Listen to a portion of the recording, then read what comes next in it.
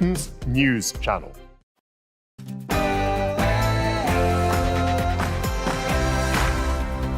Good morning. This is To The Point on GB News with me, Andrew Pierce, and Bev Turner. We're at Buckingham Palace, just 3 days to go now to the coronation. That's right. The crowds are building here this morning. The sun is out. It's absolutely beautiful. We're going to be discussing the security situation. Of course, security is much tighter here this morning. There are many people here to keep an eye on everybody, keep everybody safe. They're talking about using facial recognition, though. Is that a good idea? Biggest security operation ever, even bigger than security for the Queen. We've got in the studio with us that noted constitutional historian, our very own David Starkey, which is fabulous.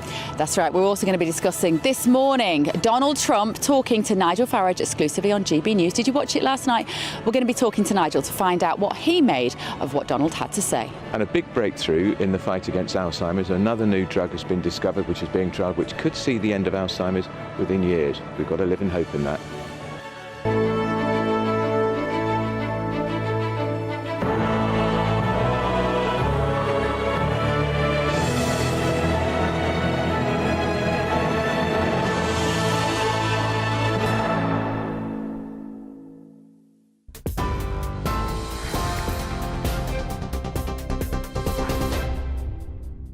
Good morning, it's 9:32. I'm Rhiannon Jones in the GB newsroom.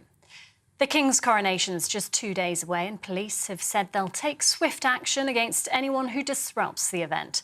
Former Royal Protection Officer Simon Morgan's warning potential protesters if anybody takes unannounced action, they'll be in the middle of an armed policing operation.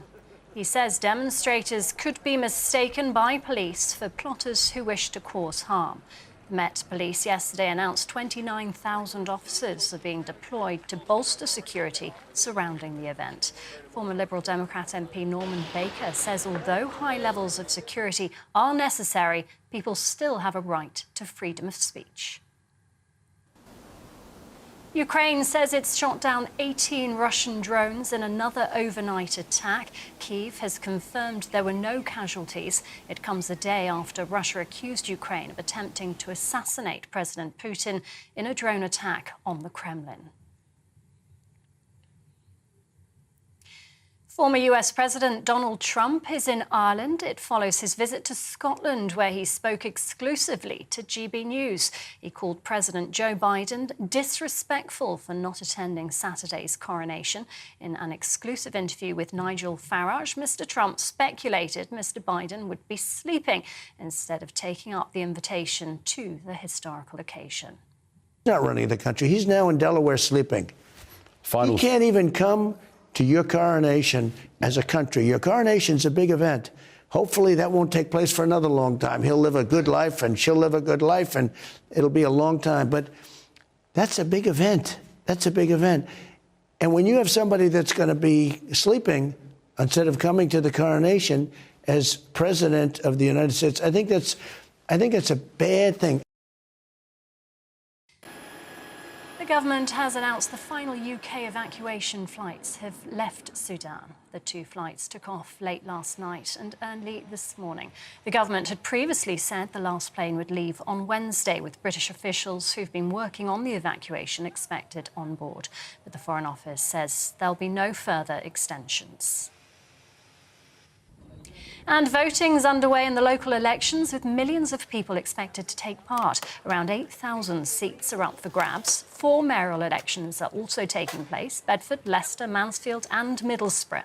It's the first time voters are required to show photo ID, such as a passport, driver's licence or blue badge, in order to cast a ballot. Polls close at 10 this evening, with results announced tomorrow.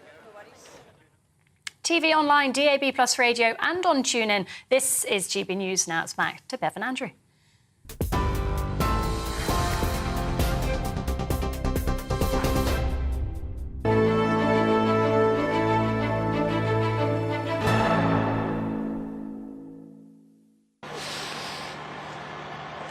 Good morning to you from Buckingham Palace. It's just 3 days to go now for the coronation. Another full rehearsal overnight at Westminster. That's right. There's a lot going on. Today, the Prince and Princess of Wales We'll visit the Dog and Duck pub in Soho to find out how the hospitality sector is preparing for Saturday's events. It's a big event for the hospitality sector and they need it. The royal historian David Starkey and constitutional historian Dr. David Starkey is with us. Delighted so you're with us until noon. David, do you get excited? You've been to a coronation when you were a young boy. No. I saw it on television. And do you know what? I think I was more excited, A, at seeing the inside of our neighbour's house. Right. B, watching my mother rear up in disgust as we went in and referring to the television, this extraordinary rarity. Yeah. We'll talk about that in a minute. Yeah. Probably a fruit of immoral earnings. And this extraordinary television. They were tiny little things, 11 or 14-inch square screens that were made to look like a cocktail cabinet. They're in those days made in Britain by Pye, and the cocktail cabinet was in this very, very heavily figured walnut. And there were little doors, and you opened it and watched it. I'd never seen this thing before. And of course, there are memories of the actual event. There are two things that stick in my mind. The first is of the Queen herself. This slight woman in white, in this vast space with men. Completely surrounded by men and alone. It was an extraordinary sight. She did look lonely almost, I would say. She looked completely lonely. In a sense, you know, the rain came a complete circle.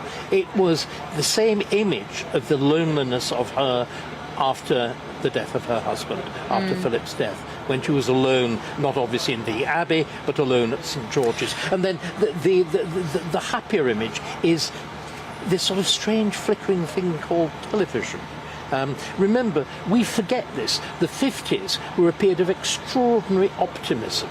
Britain still was a great world power. We were inventing all these new things. We were the leaders in jet propulsion. We were the leaders in nuclear energy. We thought we were on the point of inventing nuclear fission. We've forgotten this. And of course, Churchill used this, back into his second term as Conservative Prime Minister. Churchill used this brilliantly as a kind of build-up of a new nation. We talked about a new Elizabethan age. I mean, how dog-eared and tired it all now seems. I'm glad you mentioned the Prime Minister then, because the Prime Minister now has been, in my mind, detached, or at least semi-detached from this coronation. Invisible. And I think one of the reasons that I think a lot has gone wrong, for example, why Parliament has not been properly represented at the coronation of a parliamentary monarchy, is because the government isn't interested, is not interested in the Constitution. You have a Prime Minister, I think, a man of immense talent, of extraordinary skill, but really not fully grounded in our culture. Now, I know that's a difficult and controversial thing to say, but I think it's true. And again, this coronation is going to highlight far too much, I think, our differences rather than what unites us. What do you mean by that? Do you mean in terms of religion? In terms of religion, I mean, there's going to be an extraordinary moment. Have you read the service? Funnily enough, no. Right. Not every word. But it's worth looking at it. Yeah. There's going to be this extraordinary moment when everybody is invited to say the Lord's Prayer in their own language. It's going to be rebuilding the Tower of Babel. It takes an Archbishop of Canterbury called Welby to rebuild the Tower of Babel. It's an extraordinary thought. Because English is the universal language. English is the universal language. And again, there is this profound problem now, I think. Everywhere in the text of the coronation service where you'd expect nation, it's plural. The BBC have been at pains to say that they're going to represent both sides of the monarchy debate, and they're being accused, therefore, of being anti-monarchy. Do you think there's any truth to that? I think that we are a strong enough country and we've got a proper tradition of freedom of speech that, yes, of course it should be debated. Whether the day of the coronation is the right moment for the national broadcaster to do it, only the national broadcaster could think. I mean, it is a strange... you see what I mean? The debate is important. I am entirely in favour of people who want to make free protest, to have the freedom to do so, to hold up placards, not to throw eggs, not to disturb it. Or glue themselves to the pavement. Or to glue presumably you glue yourself to a policeman now. That would be a very... that would be... it could lend a little bit of diversion to the proceedings. But we should be. We are a country that was founded in freedom, in the ideas of freedom and of justice, and the King will swear to these things. So we should be big enough to take protests, we should be big enough to take dissent and republicanism, but also to argue with it. What again I'd be very interested to see. I won't be bothering to watch the BBC, of course. We'll be doing far better on GB. We'll be doing far better on GB News. But what I'd be interested to see is who they put up to argue against, because the BBC's entire approach is to think that republicanism is probably right, and that monarchy is a bit of historic survival. You see, I've got an answer to it, Bev. We are a republic, but we're a royal republic. We're a crowned republic. Britain, England, actually invent all the values that are incorporated into republican constitutions. The American Constitution just lightly systematizes what we already had in Britain, which of course is why the American Revolution is the only revolution to work, because it doesn't really change the fundamentals. You already had the rule of law. You already had habeas corpus. You already had fundamental property right. You see what I mean? And curiously, the monarchy, it was the monarchy that acted as a kind of canopy under which these things developed. And the real test, of course, is whether we wanted monarchy. We once tried to do without monarchy. We did. We pioneered a republic. Oliver Cromwell. And it was a complete disaster. And the reason that he was got rid of is a very interesting one, that a king in all but name, like Oliver Cromwell, with a vast army backing him, was a tyrant in a way which Charles I had never been. In other words, what you did, you exchanged an imperial... Effectively, Oliver Cromwell was a Roman emperor. If you look at his last coinage, he's shown as a Roman emperor. This huge profile with a laurel wreath and a Latin inscription round it, you know. Oliver, by the grace of God, protector of the Republic of England, Scotland, he became more regal and grand than the more regal and grand, but also infinitely more authoritarian. We brought back the monarchy for limited government. Scotland's Stone of Destiny arrives in London this weekend, and this has upset some Scottish people who see that as somehow England being more important than them this weekend. Well, let's face it, England is.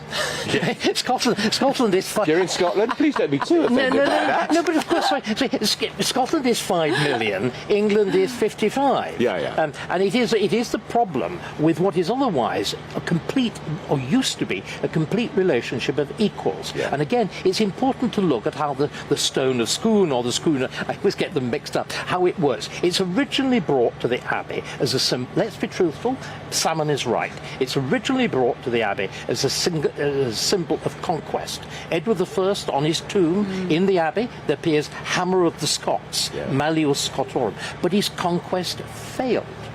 And what happens instead in 1701 is the most equal union of two peoples by consent that they've ever been. Because what you'll see again at the coronation is the complete special status of Scotland. It's got its own heraldic system. Lion, King of Arms. And of course, when he was Prince of Wales, he was the Duke of Rothesay when he was in Scotland. There's a separate Scottish peerage. There's a separate royal bodyguard. We saw it at the time of... I think the Queen, as we all know, deliberately died in Scotland, despite the nationalists. Absolutely. Carefully calculated manoeuvre. But again, the first thing the king had to do when he succeeded to the throne was to swear to the special status of the Church of Scotland. The Scottish universities are protected. Margaret Thatcher wanted to close down the University of Aberdeen to, sort of prove she got the hard clunking fist. My old friend Conrad Russell rose in the House of Lords and said, was the Honourable Lady of the place aware that she would actually have to dissolve the Act of Union first? You know when you walk around a National Trust property and you listen to the black speaker that you walk around in your hand, that's basically like having David Starkey next to you all morning. You can turn the speaker off. We'd rather turn you on, National David, Trust if you pass speaker. And we shouldn't forget, the Stone of Scone is going to go back to Scotland. Of course it's going to go back. In other words, what it is, it's now a symbol of a joint coronation of a fused monarchy. It's called the United Kingdom, which is primarily the United Kingdoms of Scotland and England. It's only Nicola Sturgeon moaning about it, and who cares about her anymore? Well, I'm afraid it's Alex Salmon. An even deader career. It even dead a Right, fish. gentlemen, we need to move on. We've got a lot of talking to do. Nearly 30,000 police officers will be on duty in the capital this coming weekend as part of what's called the largest policing operation for a generation. The King's coronation will see an even larger security deployment than the Queen's. It is said to be the biggest security operation in British history. Our Home and Security Editor, Mark White, has more. Mark.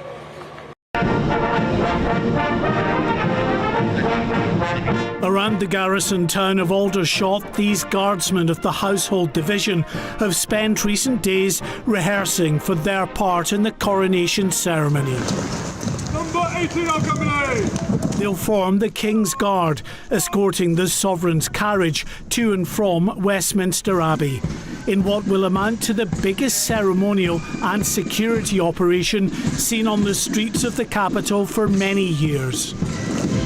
Coordinated by the Metropolitan Police, the operation will bring together all of the emergency services, the military and the security services. The security operation around the coronation is rather significant. It's very similar to the Queen's funeral. We've got a layered approach that consists of a number of actually very visible policing presence. So we've got our mounted officers, our firearms officers, and we've got our military colleagues. So this is a joint effort. Tuesday evening's security incident at Buckingham Palace demonstrated the rapid reaction of the police. Thousands will be on duty alongside the military. Understandably, these soldiers are immensely proud of the part they're playing in this huge state occasion. They're not expecting any trouble, but they're highly trained and able to respond to anything untoward. We do a lot of practice, ensure that things that go wrong don't go wrong because we've ironed them out in the first place. But then our military training kicks in. We're used to, challenges, and our training helps with these situations. Saturday's coronation is all the more complex given the many heads of state and other VIPs from around the world who'll descend on the capital for the ceremony. They'll be looking through the intelligence picture, they'll be working with single issue groups trying to work out who might be a threat to the coronation. But, the threats can come from the sewers right up to the skies with drones, so they really have to be alert on the day. In the days ahead, the public will certainly notice the huge increase in security, not just around central London, but in other population centres where coronation celebrations are taking place. Luckily, the police and security services have had many months to plan this operation. But then, so have those who might be intent on disrupting this huge world event.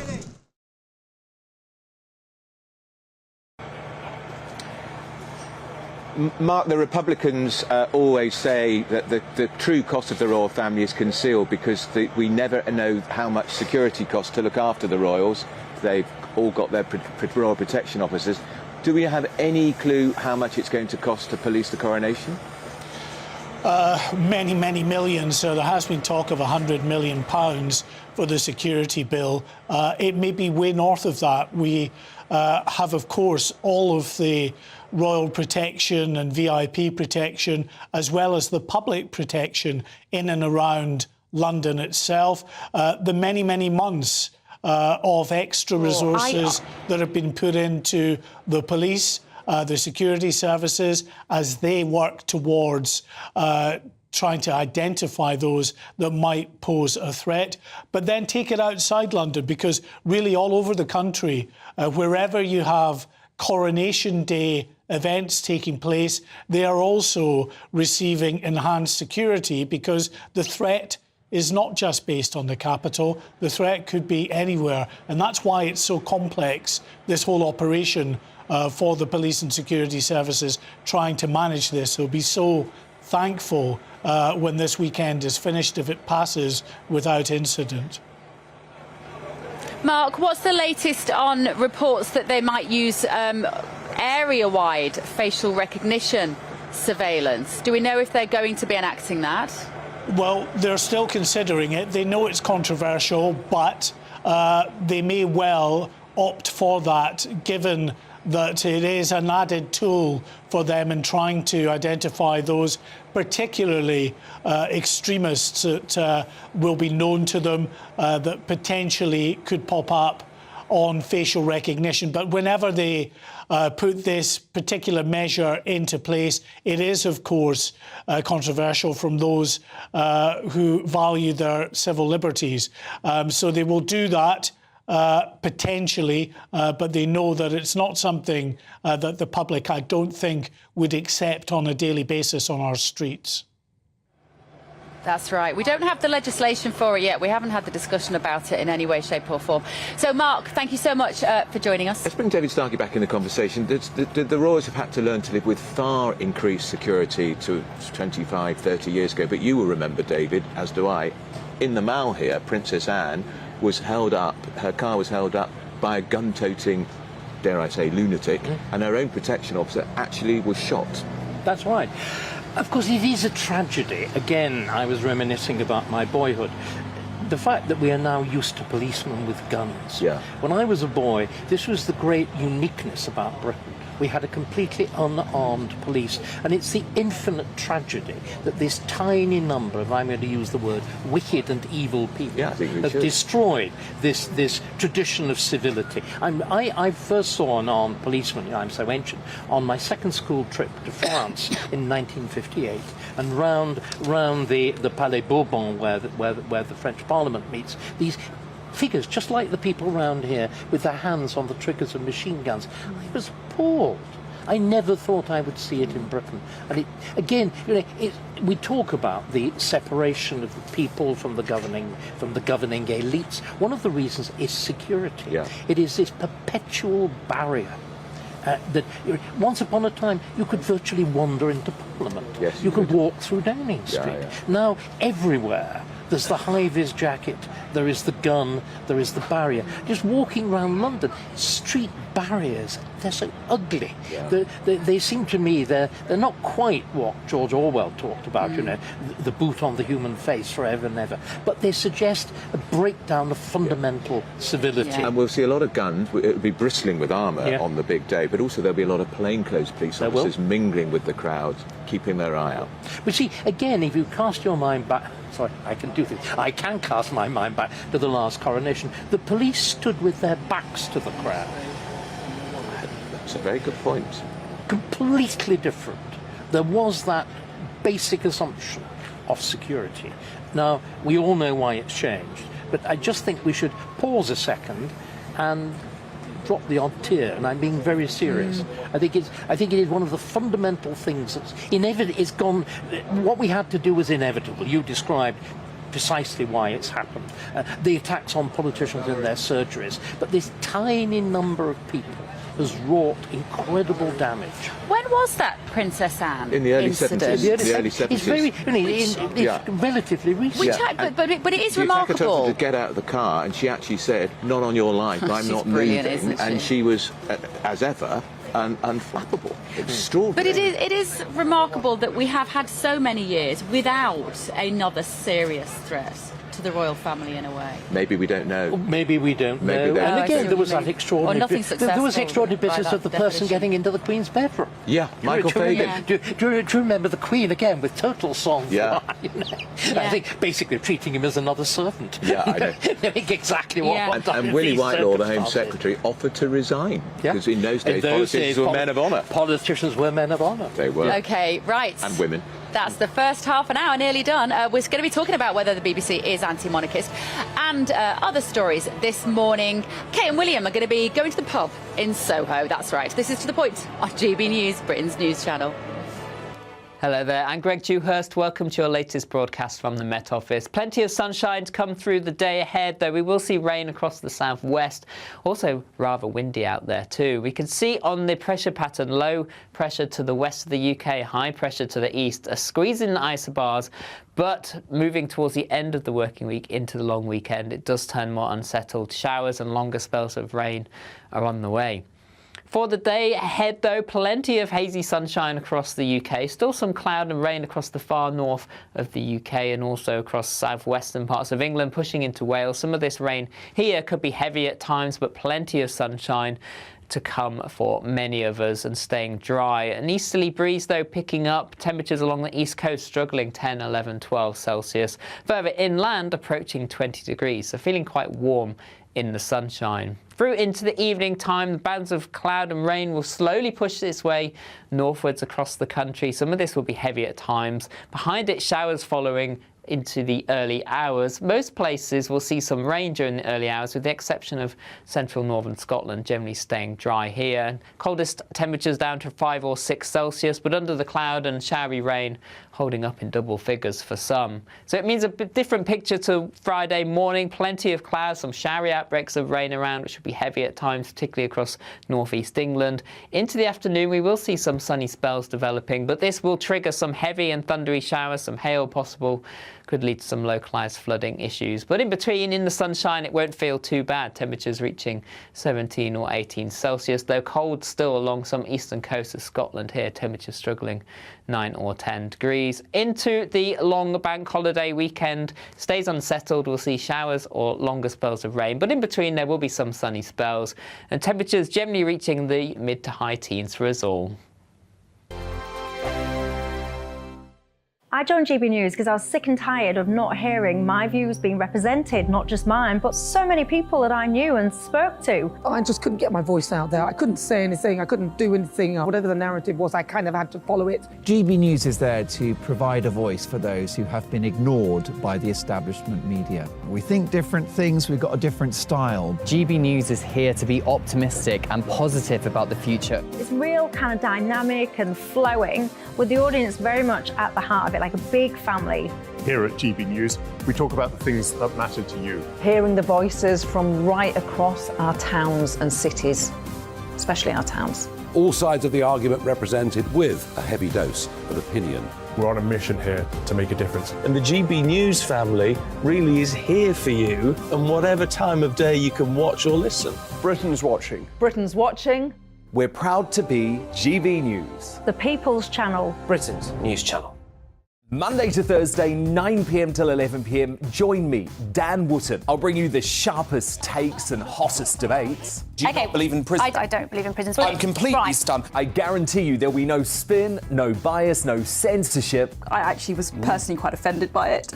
And no reason to go to bed. So I guess they've always been quite woke. That's Dan Wootton tonight on TV, radio and online. Monday to Thursday from 9 p.m. till 11 p.m. on GB News. The People's Channel, Britain's news channel.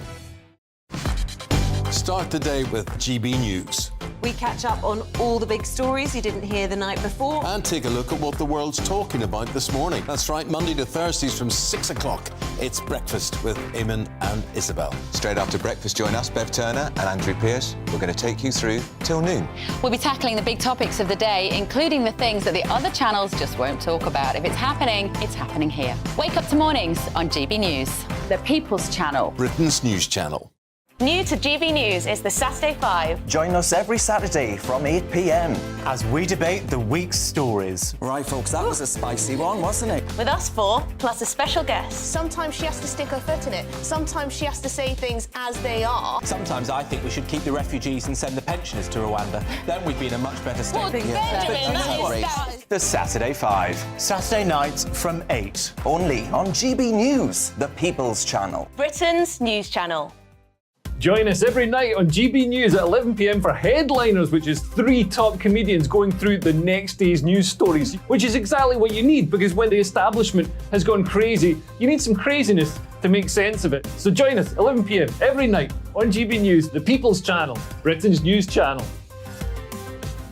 Join me, Patrick Christie's, Monday to Friday, 3 till 6. We tackle the day's news agenda like you've never seen before. It's high tempo, high octane, the most controversial topics, and the best guests. You will not be able to take your eyes and ears off it. I'm not afraid to ask the questions that you really want answered. 3 till 6 p.m, Monday to Friday on GB News, the People's Channel, Britain's news channel.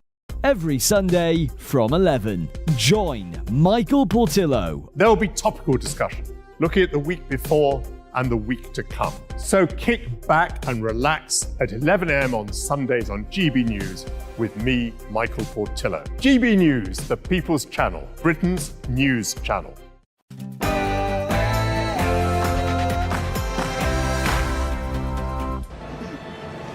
It's 10 o'clock. It's To The Point live from Buckingham Palace with me, Andrew Pearce, and Bev Turner. Now, 48 hours to go. The crowds are building here. I'm going to be heading to the Mall shortly, to the Mall, to sample the excitement as the nation prepares for the coronation of King Charles III. The security operation is going to be the biggest ever, with literally tens of thousands of police officers here, and they're going to employ, rather controversially, facial recognition technology. I'm surprised that Harry's invited. Those were words from the former US President Donald Trump, aimed at the Duke and Duchess of Sussex and revealed in an exclusive interview with our very own Nigel Farage. And a drug that delays Alzheimer's, it's the second scientific breakthrough in the last few months, is offering real hope in the fight against the most common cause of dementia.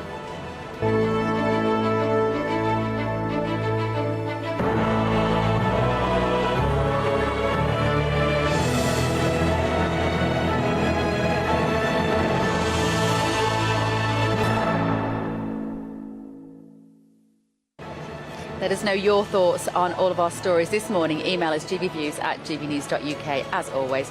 But first, let's get you up to date on the latest news with Rhiannon Jones.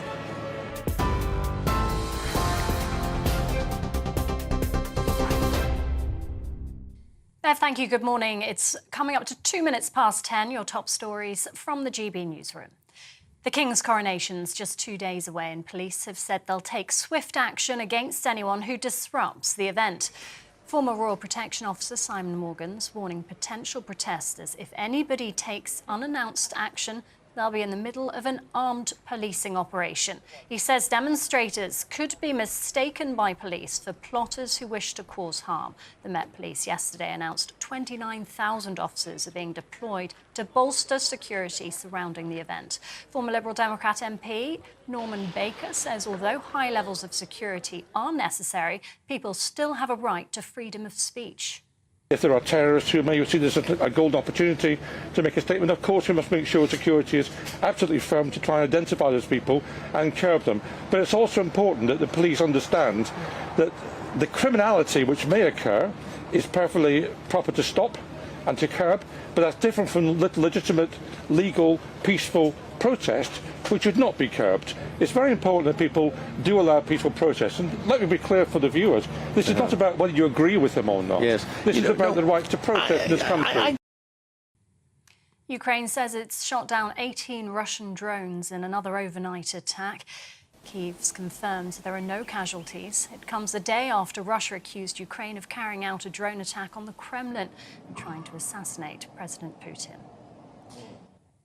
Former US President Donald Trump is in Ireland following his visit to Scotland and his golf courses, where he told GB News President Joe Biden was disrespectful for not attending Saturday's coronation. In an exclusive interview with Nigel Farage, Mr. Trump speculated Mr. Biden would be sleeping instead of taking up the invitation to the historical occasion. He's not running the country. He's now in Delaware sleeping. He can't even come to your coronation as a country. Your coronation's a big event. Hopefully that won't take place for another long time. He'll live a good life and she'll live a good life and it'll be a long time. But that's a big event. That's a big event. And when you have somebody that's going to be sleeping instead of coming to the coronation as president of the United States, I think that's a bad thing. The government has announced the final UK evacuation flights have left Sudan.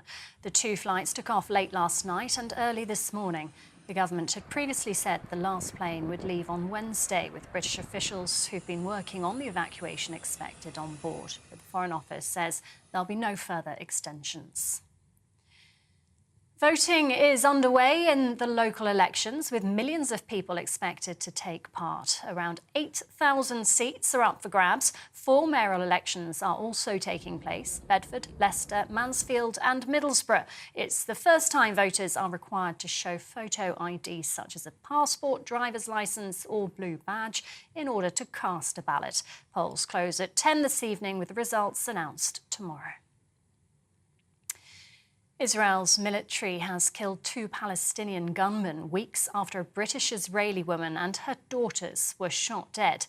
Maya and Rena D, aged 20 and 15, died in the West Bank when their car was shot at last month. Their mother, Lucy D, died in hospital from her wounds a few days later.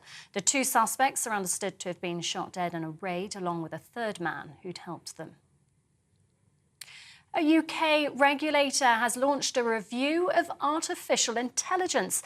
The report will look at the tools and algorithms used to train computers to process and analyse data. The Competition and Markets Authority is focusing on competitiveness and consumer protection.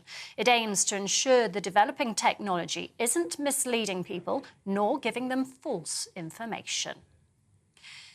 40% of inmates in a Scottish prison say they've been abused, threatened, bullied or assaulted by staff.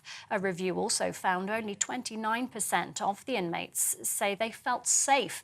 Inspectors who visited HMP Adwell have raised concerns about the safety and security of the facility. A spokesperson for the prison says they accept full responsibility and understand they must improve.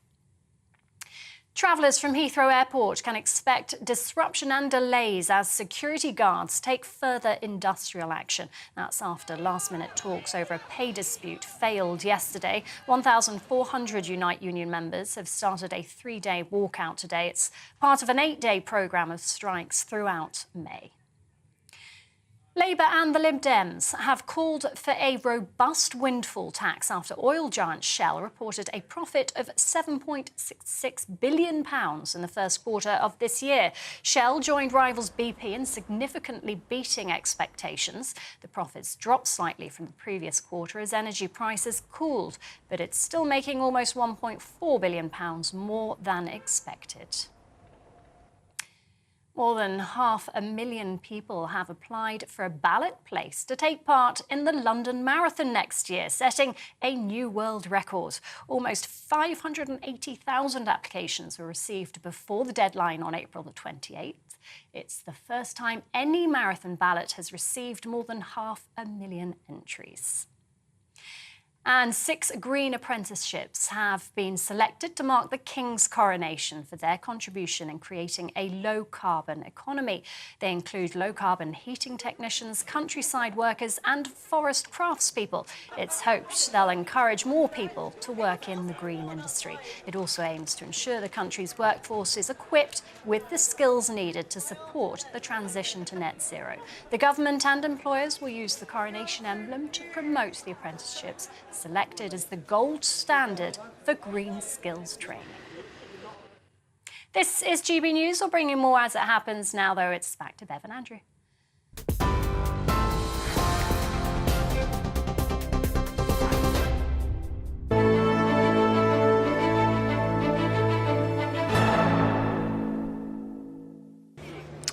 Well, it's just 2 days now to the coronation. Here we are at Buckingham Palace. Bev Turner, myself, Andrew Pearson, David Starkey's with us. There was a full rehearsal at Westminster Abbey yesterday.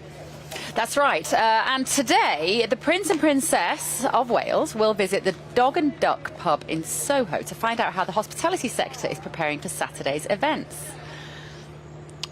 David Starkey, they are going to be mobbed by gays. I know Soho better than most. But I think we can shake on yes, this. I think we can. On this. Again, it is this fascinating thing. Why is it that so many gay men are also conservative? Yeah, well, and royalists. When all these people would never admit to voting for Margaret Thatcher, and everybody hated Margaret Thatcher because of Section 28, every gay I knew voted for Mrs. Thatcher. A Tory conference is a gayer place than a kind of San Francisco bathhouse. You're quite right. It really is. But why do you think I never miss it? Yeah, why is that? But why? They've always been drawn to the Tory it's party. always been true. There's a most wonderful. Do you remember Mark Boxer, the wonderful Mark cartoons? There was a brilliant one when I was really adjusting to all this in the early 70s. Wonderful cartoon that showed two, like this, and there was a large sign which said "Queen a Tory." This was the rumour about the Queen's politics, and one puff, dare I say, as we are, was saying to the other, "Darling, aren't we all?" Yeah. Isn't that funny though? I know. It was ever thus. I think is it the glamour? It's the glamour, the pearls, the crowns, and also the pageantry. We love it. In a sense that you're an outsider in one sense, you become hyper-conformist in others. That's right. And I think it's that double game. It's also why gays are such brilliant spies.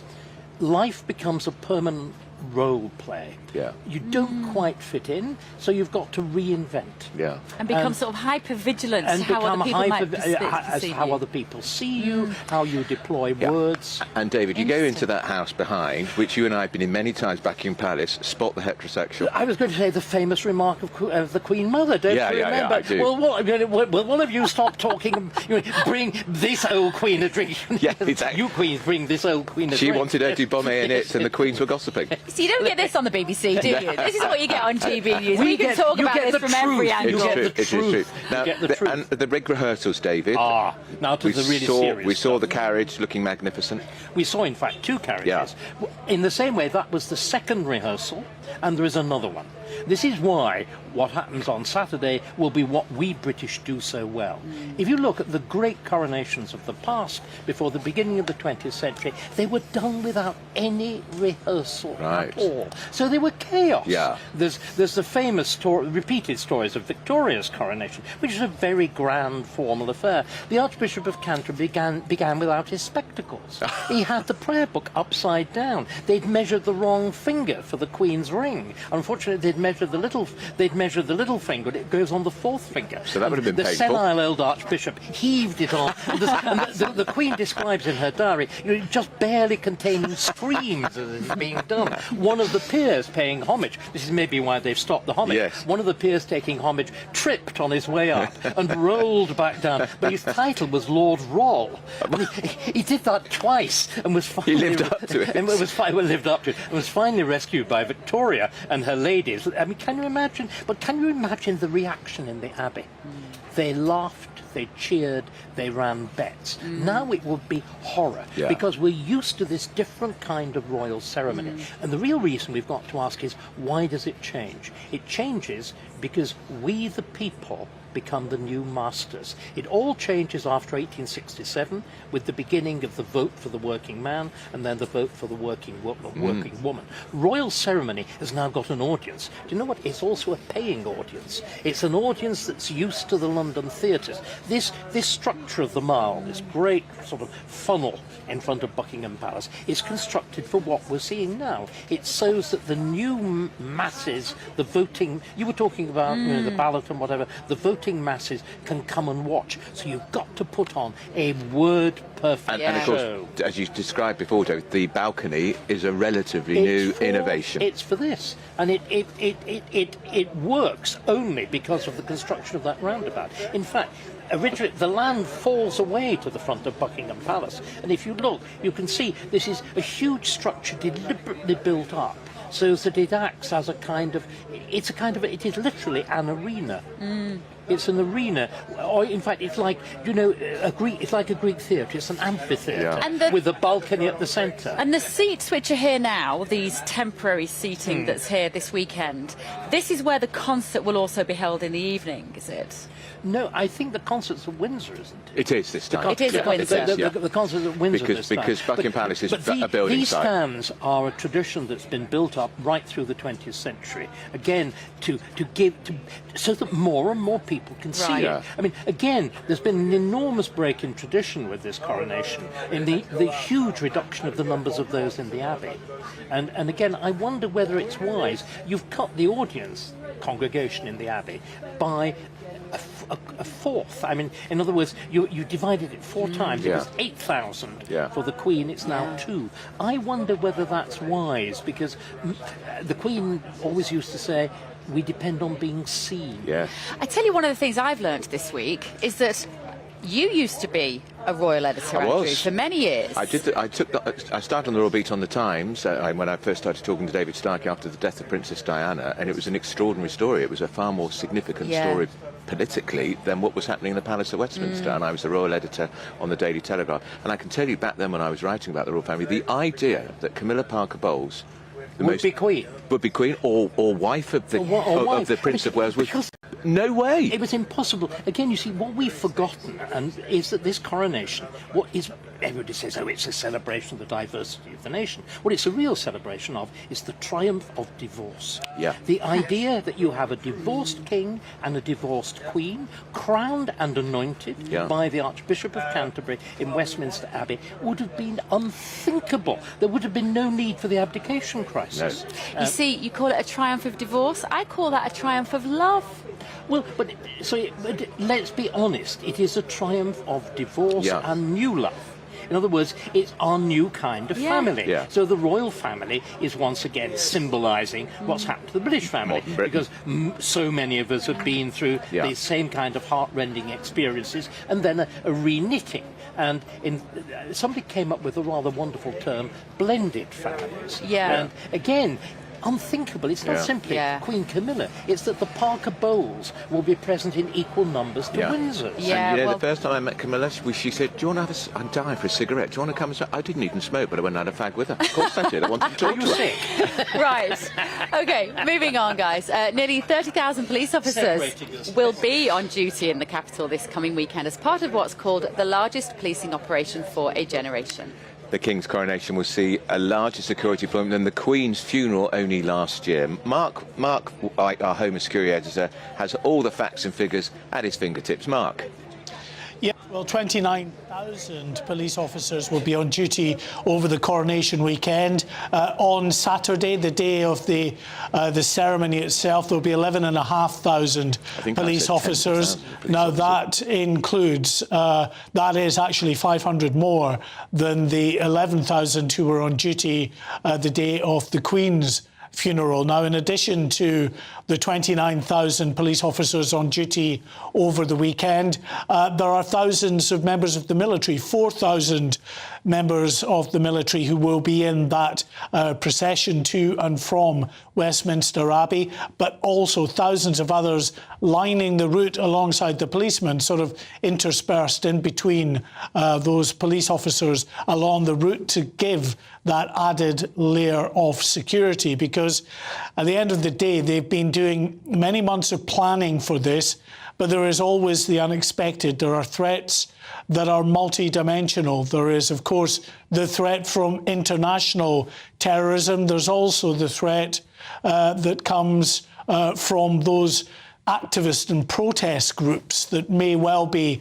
planning to make some kind of a statement on the day. For instance, we've heard that some activist groups are talking about setting off rape alarms with an attempt to sort of spook the horses that are taking part in the procession. And then there's the lone individuals, Andrew and Bev, someone that might just decide to make a statement for whatever reason, run out in front of the procession or do whatever they do. Hopefully this will pass without incident, but the security services, the police say they are prepared to deal with whatever arises.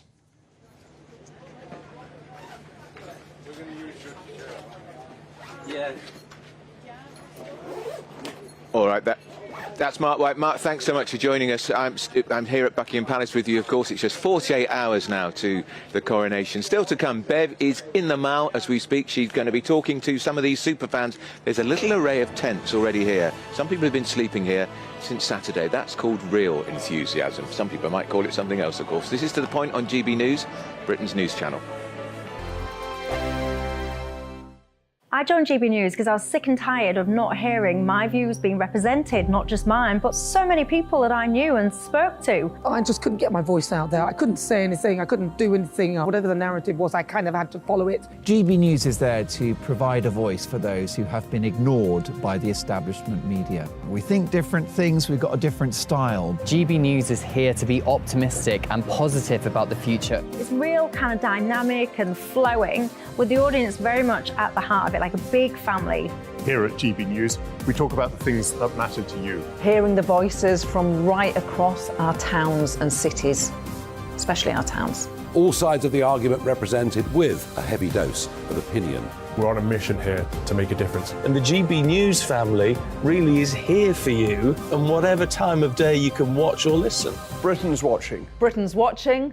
We're proud to be GB News, The People's Channel, Britain's news channel. Westminster is going around in ever-decreasing circles, followed by the media. Britain is broken. How on earth did we get into this mess? But more importantly, how do we get out of it? Join me at 7 p.m, Mondays to Thursdays on Farage, here on GB News. We will have open, rational debate. We've got to work out how Britain moves forward from this. Join us here on GB News, the People's Channel. Britain is watching. You've probably seen politicians interviewed 1,000 times, but we do it differently. We find out who they really are, we don't shout, we chat, and hopefully we bring a bit of light, not just heat. Did you know Kate Moss? Apparently. Do you have a pair of jeans or a pair of jeans? No, of course I don't. What would I do with them? My friends are like, oh my God, what's she doing now? Join me every Sunday at 6 for Gloria Meets, only on GB News, the People's Channel, Britain's news channel. I'm Jacob Rees-Mogg, the Member of Parliament for North East Somerset and a former government minister. For years, I've walked the corridors of power in both Westminster and the City of London. We need to have the arguments, the discussions on how we make it better. Crop failures, famine, war, suffering on a scale completely unimaginable. We are putting the cart before the horse. As Charles I said at the scaffold, he was the true defender of liberty. Yeah, I've completely derailed the conversation. Join me Monday to Thursday at 8 p.m. on GB News, Britain's news channel. New to GB News is the Saturday 5. Join us every Saturday from 8 p.m. as we debate the week's stories. Right, folks, that was a spicy one, wasn't it? With us 4, plus a special guest. Sometimes she has to stick her foot in it. Sometimes she has to say things as they are. Sometimes I think we should keep the refugees and send the pensioners to Rwanda. Then we'd be in a much better state. Well, Benjamin, that is... The Saturday 5. Saturday nights from 8. Only on GB News, the People's Channel. Britain's news channel.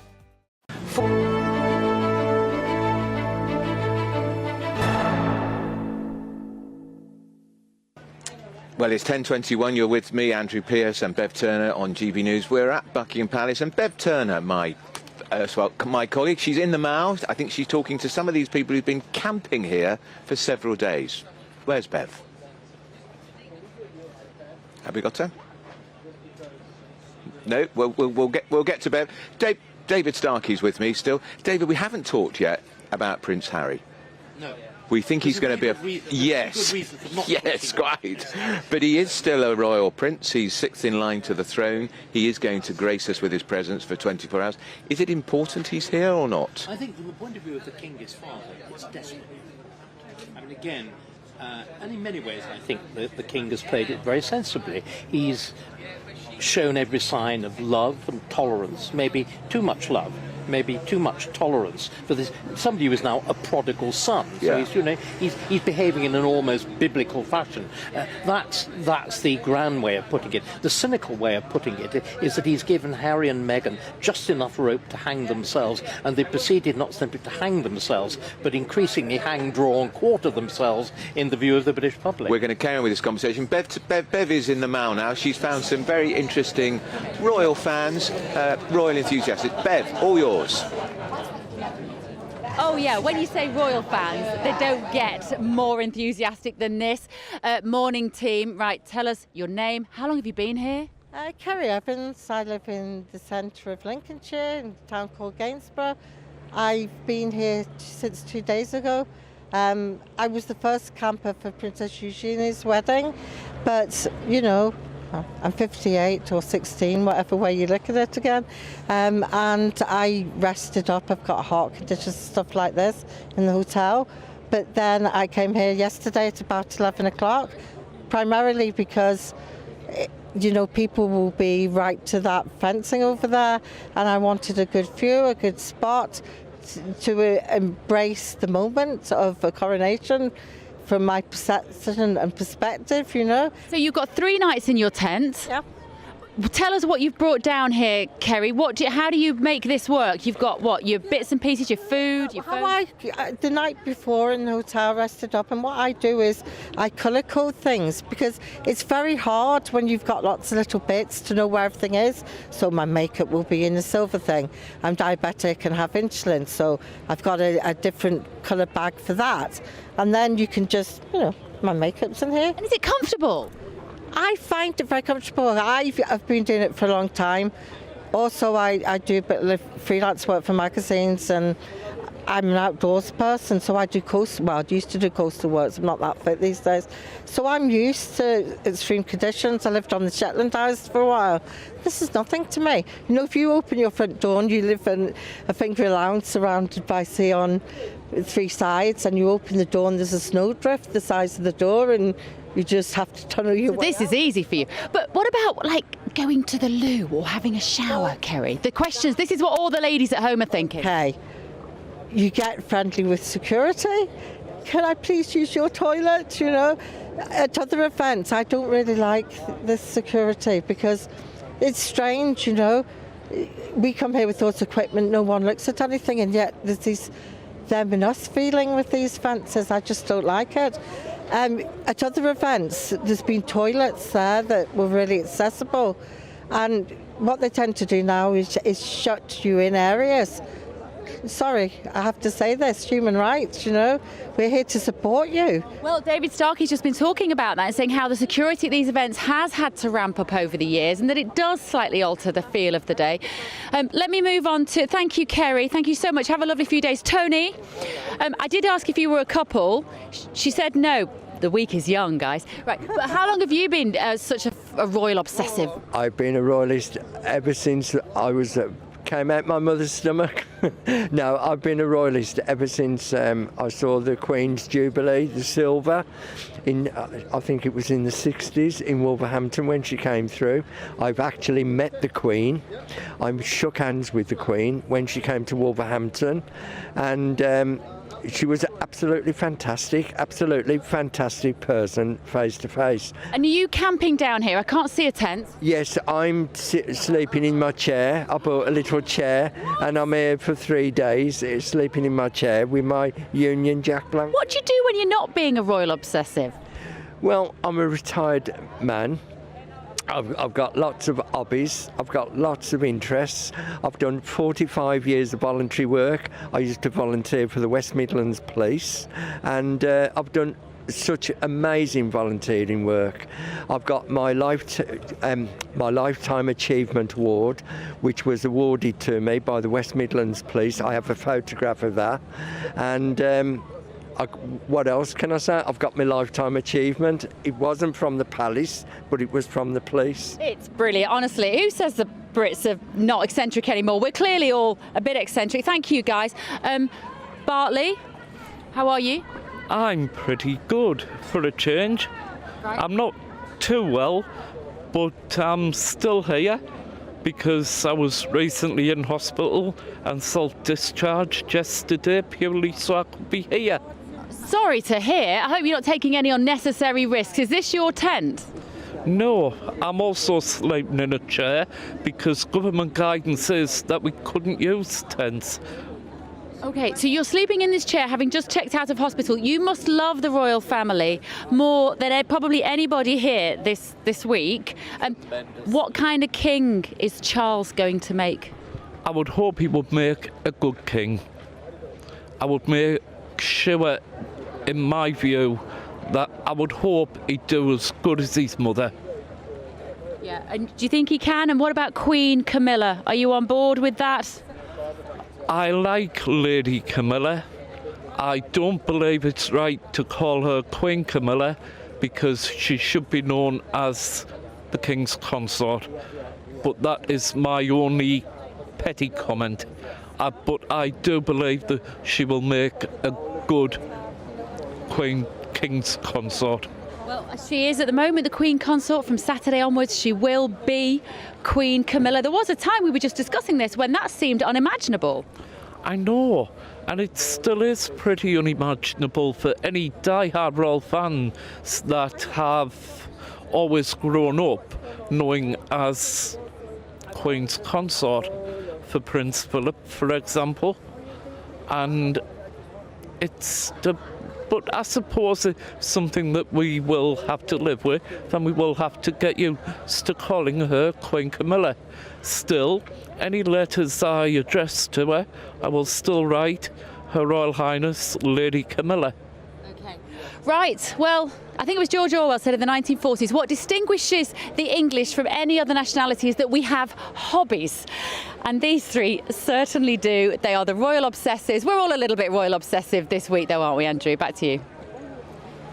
We absolutely are. David, Bev talking to what we might call royal obsessives, these characters dressed up in all their Union flags. They're part of the rich tapestry of the royal family, aren't they? They've always followed the royals. Yeah, and dare one say it, they are harmless. Quite. And they're part of a kind of obscure national passion.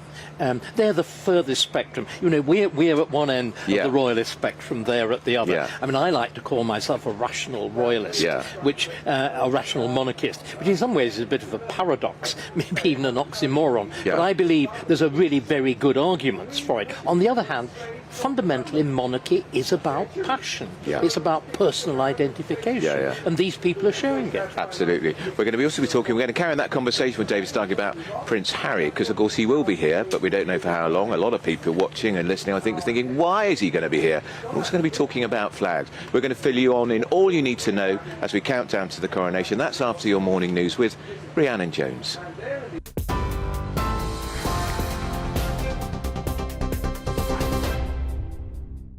Thank you, Andrew. It's 10:31, your top stories from the GB newsroom. The King's coronation's just 2 days away, and police have said they'll take swift action against anyone who disrupts the event. Former Royal Protection Officer Simon Morgan's warning potential protesters if anybody takes unannounced action, they'll be in the middle of an armed policing operation. He says demonstrators could be mistaken by police for plotters who wish to cause harm. The Met Police yesterday announced 29,000 officers are being deployed to bolster security surrounding the event. Former Liberal Democrat MP Norman Baker says although high levels of security are necessary, people still have a right to freedom of speech. Ukraine says it's shot down 18 Russian drones in another overnight attack. It's understood there are no casualties. Russia says yesterday's drone strike on the Kremlin will not go unanswered. It's accused Ukraine of trying to assassinate President Putin. President Volodymyr Zelensky, meanwhile, is in The Hague this morning, attending a meeting at the International Criminal Court. The government's announced the final UK evacuation flights have left Sudan. The 2 flights took off late last night and early this morning. The government had previously said the last plane would leave on Wednesday, with British officials who've been working on the evacuation expected on board. The Foreign Office says there'll be no further extensions. 2 Palestinian gunmen suspected of shooting dead a British-Israeli woman and her daughters have been killed in a raid. Maya and Rena D, who were 20 and 15, died in the West Bank when their car was targeted last month. Their mother, Lucy D, died in hospital a few days later. Israel says a 3rd militant also died during the operation. And voting is underway in the local elections, with millions of people expected to take part. Around 8,000 seats are up for grabs. 4 mayoral elections are also taking place: Bedford, Leicester, Mansfield and Middlesbrough. It's the first time voters are required to show photo ID in order to cast a ballot. Polls close at 10 this evening, with the results announced tomorrow. TV online, DAB+ radio and on TuneIn, this is GB News.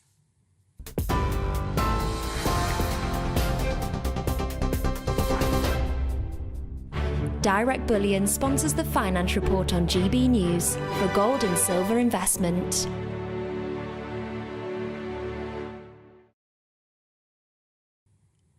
Here's a quick snapshot of today's markets. The pound will buy you $1.2555 and €1.1371.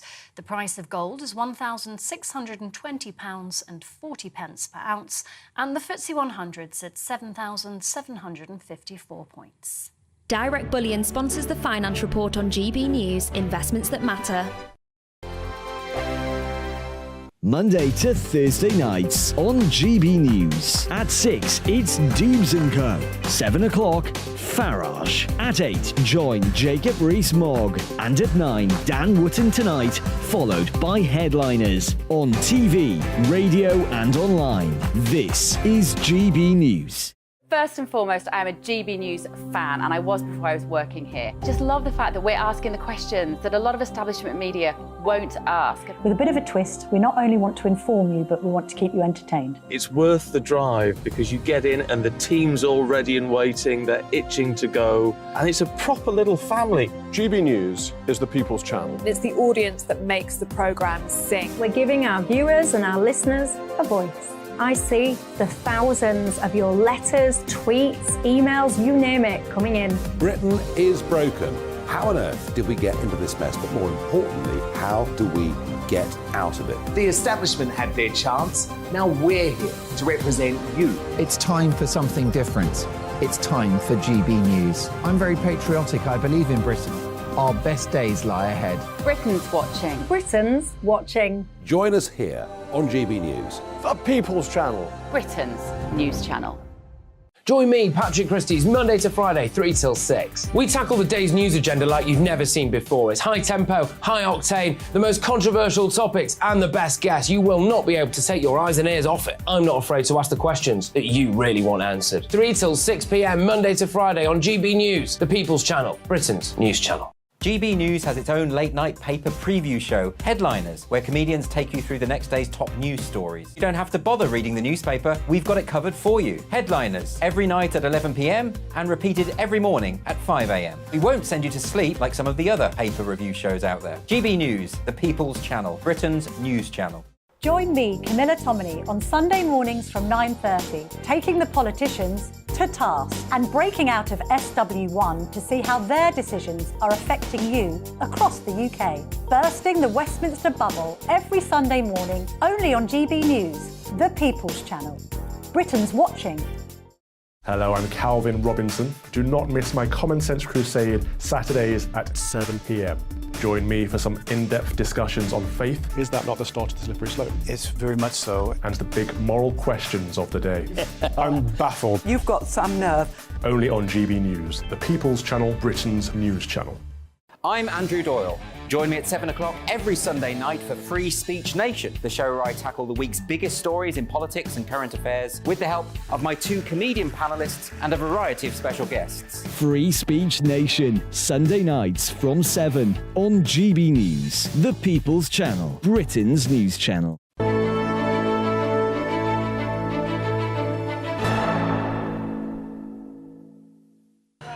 10:37. This is The Point on GB News with me, Andrew Pearson Bedturn, who's back from talking to those fascinating people in the Mall, and we're still here with David Starkey. We were talking about very fascinating people. That's the word. Harry and Meghan. You were saying why it's important for the King that he's here. Not living in a tent. No, well, not at the moment. Not yet. It'd be quite an upmarket tent if they were. Very, very, very expensive, air conditioned. You know, all that with built-in television cameras for those private moments. Yes, exactly. but the King wanted him here, even if it's only going to be a fleeting visit. I think he would have wished Meghan here. Can we just cast? Well, can I just cast your mind back to their wedding? Yeah. How the King behaved. Yeah. He walked Meghan up the aisle. He acted in place of her father. Look at his tenderness to her mother.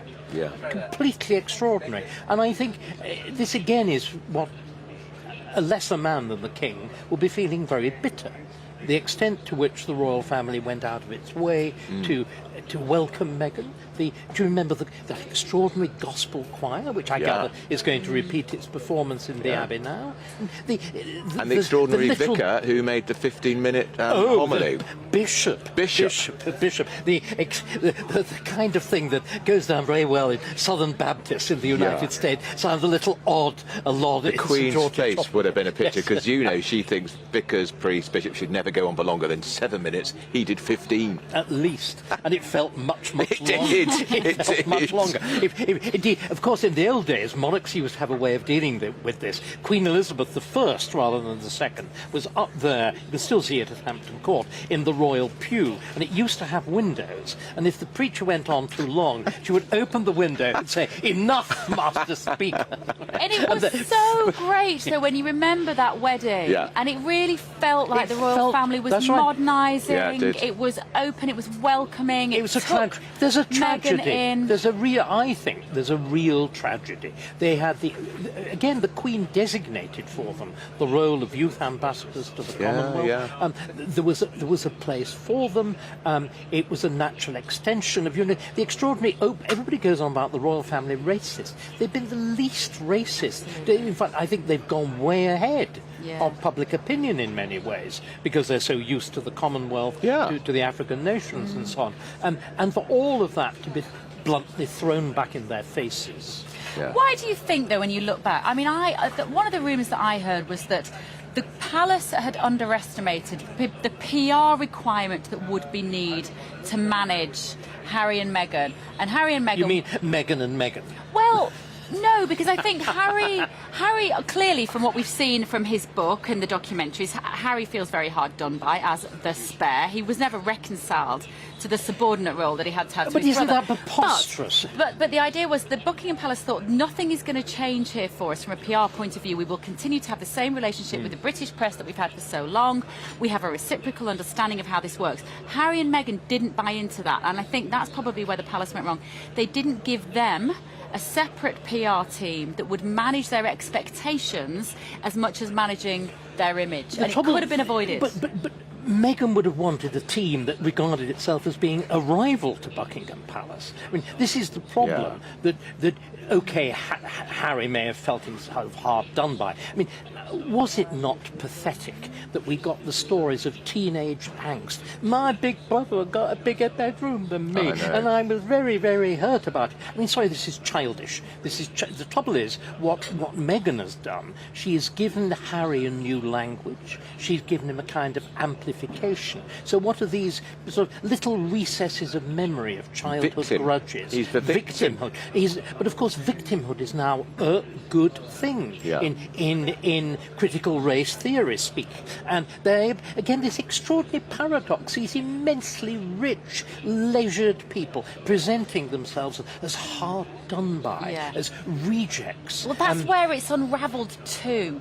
But I think probably we all feel sad that it's got to this point. And I just wonder whether they look back and do the palace have regrets that they didn't manage it? Maybe they were unmanageable. I think there's an element of that. I think it is. But it's also that, again, Harry expressed it because I think he's rather dim and therefore he told the truth. Harry expressed it very clearly. He said, this is a hierarchical institution.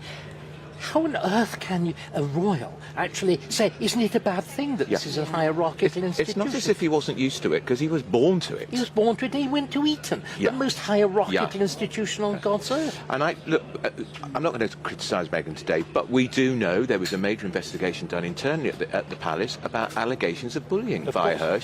Because she behaved like an entitled film star. And they've never published the report. You wanted to talk about flags, because if we walked up the Mall, we see all the flags of the Commonwealth fluttering. When you were walking up there, we saw the flags, and I think it's 3 Union Jacks and then a Commonwealth flag. This was not the case in 1953, when the Empire was much more important. It was Union Jack after Union Jack. I think it's a kind of, dare one say, the unroyal posture of leaning over backwards, because at least half of these countries will be republics. They've already said so. They'll be the West Indies will be all, I would have thought, with the possible exception of Belize or whatever. The New Zealand Prime Minister, who's coming here, is already preparing for a republic. Australia, saying exactly the same thing. And I think this rather desperate attempt is misconceived, which means we should have had much more prominence that he is fundamentally king of the United Kingdom. And in a sense, that's all been played down and diminished, and it shouldn't be. We are his people. And the... do you think it would be half, or do you think that will impact on the Commonwealth too, David? Because the Queen loved the Commonwealth. What is it, 54 countries? Is that going to unravel too? But remember, you can be a member of the Commonwealth and a republic. You can. There is this complete confusion between the notion you have to be a monarchy to be a member of the Commonwealth. That is not true. The Commonwealth is an association of free peoples. And it's also the staggering thing about the British Empire. It's the only empire that actually willed its own end. willed its own demise, that built this in the reaction to the American Revolution, with the Durham Report in Canada, with the Statute of Westminster of 1931. It was actually conceived as a good thing, that first self-government, then quasi-independence, then real independence. Absolutely. We can hear, the noise. Now here we've got the household cavalry are marching towards us. We can hear the trumpeters. But of course, about this time normally, David, we'd have changing the guard, which isn't happening at the moment because they're keeping their hands in on. They are, their trumpets but they in, are. yes. And I think there's possibly, is that a royal car in the behind them? I'm not sure, but they look magnificent. Their breastplates gleaming in the sun. Yesterday we saw Princess Anne, of course, come past in her car. Yesterday afternoon, when I was leaving here, Camilla came past me in her car. Did she stop and chat? She definitely waved. She definitely waved. She'd have stopped and chatted if she saw you, David. Indeed. Yes. And I don't know what we watched yesterday. I was interviewing a couple of people down here who were going to the garden parties as well in the afternoon. Yeah, you saw them in their fascinators and their hats. They all look very, very smart. Yeah, so it's a great occasion. I was actually really surprised to hear they were doing garden parties this week in the run-up to the coronation. And it is extraordinary, isn't it, when you think of... I mean, we haven't really talked about what the effort of... We talked about rehearsal. We haven't talked about what the effort of organisation all of this is. Listen to these wonderful... scale of it now, yes. Here they go, walking past us. Listen to the sound of those horses. It's magnificent. They look very smart. I'm just trying to count how many. 3, 5, 7. That's a horse. Magnificent. Beautiful. Very evocative, that noise. Nobody does it better. Right, now, this story caught our eye. Broadcaster bosses are pledging to be representative of modern Britain by including anti-monarchist views in their coronation coverage. So joining us to discuss this story, we have the Deputy Political Editor of The Mirror, Ben Glaze, and the broadcaster and columnist, Carol Malone. Good morning to you both. I'm sorry you can't be down here with us at Buckingham Palace, but it is lovely to see you nevertheless, down the lens. Jealous, what do you think about the idea that the BBC will... I know that the BBC will do a measured type of coverage where they will represent anti-monarchist views. Is this the right weekend for it? Well, it's interesting, isn't it? Because there is a range of views now in Britain. There is support for a republic. You have to say that's still a minority. There's still overwhelming support for the monarchy.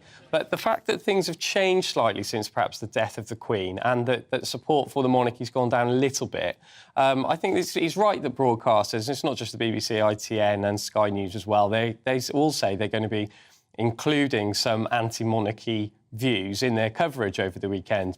This is a report by telegraph.co.uk, and they've spoken to executives from those 3 channels. And the fact that they are going to be reflecting it, I think it shows that things are moving on slightly. We're not going down a Republican agenda, but the fact that they'll be at least airing some of those views, I think it shows that we are moving on slightly from the reign of Queen Elizabeth, where one didn't really hear those views on state occasions.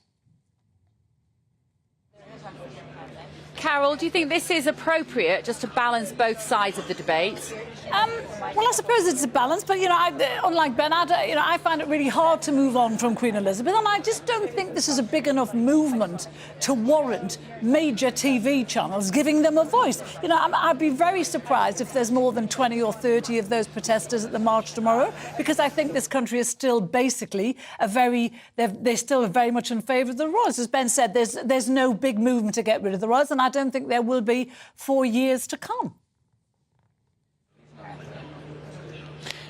And Carol, are you both going to be glued to the TV on Saturday? It's like, I was just talking to Ben about this before, I want to throw my heart and say, I'm going to be glued to the telly because I'm working, obviously, and I'm writing about it.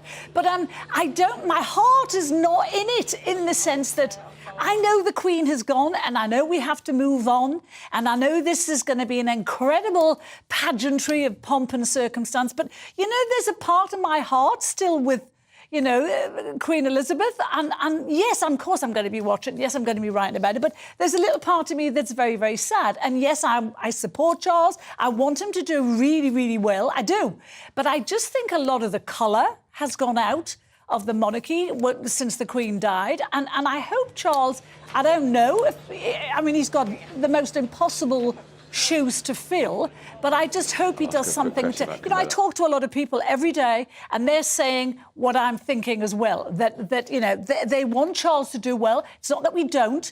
It's just there's still a big chunk of our hearts that are still with our deceased Queen. But I want to talk about that, that pageant that went through the streets on Tuesday night. I thought that was incredible, and that kind of brought echoes back of the Queen to me too. When I saw the gold state carriage, the 261-year-old carriage, when I saw that, I half expected to see her in it. A lot of friends of mine were in London at the time, and they saw this going on, and they rang me and told me what was happening. And then we've seen all the pictures, today and in the papers today. What it shows, Piers, is what you said. We're the only people in the world who do this the way we do. It's incredible. And that carriage being drawn by the white horses and all I think it was 7,000 of the military out there marching. That march took nearly an hour to do. It was a mile long, and it took an hour to do at the dead of night on Tuesday. Well, I'm really looking forward to it. We're going to be glued to the TV. Carol, we have the bunting up. Carol, can I just say, Ben, we were talking to David Starkey earlier. When I started doing the Royal Beat back in 1997 after the death of Princess Diana, it was inconceivable that Charles would marry Camilla Parker Bowles, let alone she would be anointed as not even Queen Consort, as Queen in the coronation on Saturday. Carol, do you like Queen Camilla? Do you like the idea of her being Queen Camilla? Would you curtsy to Queen Camilla? I would, but I know, and I just know from a lot of the stuff that I write and being on television, there's a lot of people who will never forgive Camilla. They still see her as the adulteress. They don't want her to be queen. They were just about okay with Queen Consort, because that's what the Queen had said before she died. She wanted her to be called. But there's a lot of people still hold a lot of resentment. I find it weird myself because, we've moved on since then. But there's a lot of people in this country who haven't moved on and will still be very resentful. Ben, the police are saying that they won't touch protest banners this weekend denouncing the King. Do you agree with that? I think it's right that if people are protesting peacefully and they're holding up banners and they don't support the pomp, the ceremony, the spectacle of the coronation itself, then yes, if they're doing it peacefully and just holding up banners, I think that's right for the police not to intervene, because it is a democratic country. They're entitled to their views. If they started trying to run out in front of the carriages or disturb the horses, then absolutely I think the security team should intervene. But if people are just silently holding up their placards, declaring, not my king, I think they have every right to do that, and I think the police would be correct to leave them alone under those circumstances, yeah. Yeah. Carol, shall we just move on to this issue in Russia and Ukraine, away from the royals, just for a moment? This explosion at the Kremlin yesterday. Ukraine has denied accusations from Russia that it tried to assassinate Putin. What do you make of it? It's interesting that someone here, one of the young producers here, speaks Russian, and he's been on social media, and he's saying that a lot of Russians are actually saying, of course, it's not the Ukrainians who did this, it's Russia who did it, because they don't want the big parade at the weekend, because they know, they think a lot of Russians aren't going to turn up for it, and B, they're worried that when they do turn up, they will have pictures of their war dead, and it'll be a sort of protest. And so, I don't know why Russia thinks they can keep getting away with this. The story is that Ukraine actually lobbed these drones over the Kremlin and tried to kill Putin, and it's utter nonsense. And it's only taken a very few short hours to blow it out of the water. Even the Russians aren't buying it. And let's be honest, if it was the Ukrainians, the dome would have been damaged of the Kremlin, and conspicuously the dome wasn't damaged, so it was another reason why it was a Russian PR job. Well, yes, and also what a lot of Russians are also saying on social media is that do we actually have nuclear weapons at all? Because if a drone can get to the Kremlin, what kind of security do they actually have? And when you think about that, and also I think one of the arguments is that I think it was Tobias Ellwood said in the papers today that Ukraine are very grateful of the support they've had from around the world, and they don't want to endanger that support by plotting to kill Putin. So it doesn't make sense on any level. I think it's interesting. There are several different theories here because, sort of, on the one hand, it is technically possible for Ukraine to have sent a drone 280 miles over the border to Moscow. But on the other hand, it does seem to, I'm leaning towards the false flag theory because it would invite the sort of retribution that Ukraine doesn't really want, particularly as it's planning for its counter-offensive against the Russian invaders. OK, Ben, Carol, thank you for now. Sorry it was brief. We'll be back with you shortly. In the next few moments, we're going to be rejoined once again at Buckingham Palace by the legendary historian, David Starkey. You're legendary, apparently. He's still here. He's not gone anywhere. We are GB News, Britain's news channel.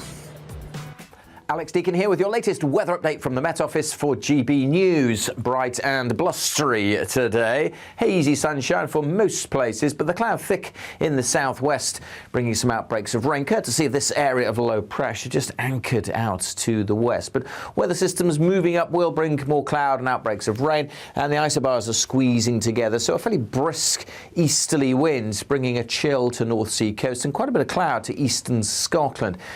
Thick cloud in the southwest with some outbreaks of rain already for Devon and Cornwall, spreading into parts of Wales. Hit and miss the showers, but some heavy ones are possible. For much of the Midlands, eastern England, Northern Ireland and Scotland, it will be dry. And in the sunshine, could get quite warm. 20 degrees is possible, maybe 21, but it feels pretty cold on some of these North Sea coasts. Temperatures staying in single figures. As we go through the evening, we'll start to see more showery rain working its way northwards, and that will continue overnight. So a very different day to come for most on Friday. Still have the easterly wind bringing some mist and low cloud to the east coast. Could get close to freezing in northern Scotland, but generally pretty mild across the south, so big temperature contrast. Will be a cold start then, but there will be rain around. Initially, mostly outbreaks of rain for Northern Ireland, southern central Scotland and northern England. But during the day, skies bright and heavy showers breaking out over the Midlands, eastern and southern England, parts of Wales too. Thunderstorms are certainly likely in places, so some hefty downpours. But away from the showers, certainly some of the coast staying dry and sunny, but again it will be chilly on those coasts across northeast Scotland with a brisk breeze here. The showers will continue into Friday evening before gradually fading overnight, leading to something a bit drier to start the long weekend, but the weekend is a bit of a mishmash. Basically, if you've got plans for this long weekend, make sure you have a plan B for rain. It's all about family, being in people's living rooms, all the interaction and getting to know who our viewers and listeners are. When I was young, my dad used to say, Nana, stop arguing. I wanted an outlet that would enable me to give my opinion. People are going through a really hard time right now, and I know that you don't feel like you're being listened to by the establishment. I came to GB News because it's the People's Channel, and I want the audience to have their say on the events of the day. We're dynamic. We do something different. Democracy shows that the wisdom of the nation is in its people. I get to travel to find out what the story is from a personal perspective. The British people aren't fools. We know when we're not being told the full story. We've got to work out how Britain moves forward from this. It's the best country in the world. The establishment had their chance. Now we're here to represent your views. Britain's watching. Britain's watching. Britain's watching. We're proud to be GB News. The People's Channel. Britain's news channel. So Dubes & Co, we tackle the issues of the day with real robust debate, both sides of the fence, battling it out with me in the middle with my forthright opinions and views. And often really interesting things happen because you start with a position and then by the end of the debate you find actually, well, I might not have thought about that one. What we need in this country is 2 new political parties. You should maybe think about doing a 2024 calendar. I'm Michelle Dewberry and I'm keeping you company right through until 7 o'clock this evening. GB News, the People's Channel, Britain's watching. Start the day with GB News. We catch up on all the big stories you didn't hear the night before. And take a look at what the world's talking about this morning. That's right, Monday to Thursdays from 6 o'clock. It's Breakfast with Eamon and Isabel. Straight after breakfast, join us, Bev Turner and Andrew Pearce. We're going to take you through till noon. We'll be tackling the big topics of the day, including the things that the other channels just won't talk about. If it's happening here. Wake up to mornings on GB News, the People's Channel. Britain's news channel. I'm Simon Evans. Join me on GB News for Headliners at 11 p.m. What's the scoop? I'll be joined by two of the country's top comedians. That's right. As we take a look at tomorrow's newspapers tonight. We're going to get into trouble. If it's a big story, we'll be covering it. Spill some tea on him. There we go. But we'll also have some fun. I wouldn't stick up a bank. My father didn't love me. So anyway. Headliners every night from 11 on GB News, the People's Channel, Britain's news channel. Saturday nights on GB News. From 6 p.m, I'll give you my unique take on the world today. Then at 7, it's me, Calvin Robinson, with my Common Sense Crusade. New to GB News is the Saturday 5. 5 times the opinion. Join us every Saturday from 8 p.m. as we debate the week's stories. With us 4, plus a special guest. And at 9, of course, it's Mark Dolan Tonight. Saturday nights on GB News, the People's Channel, Britain's news channel.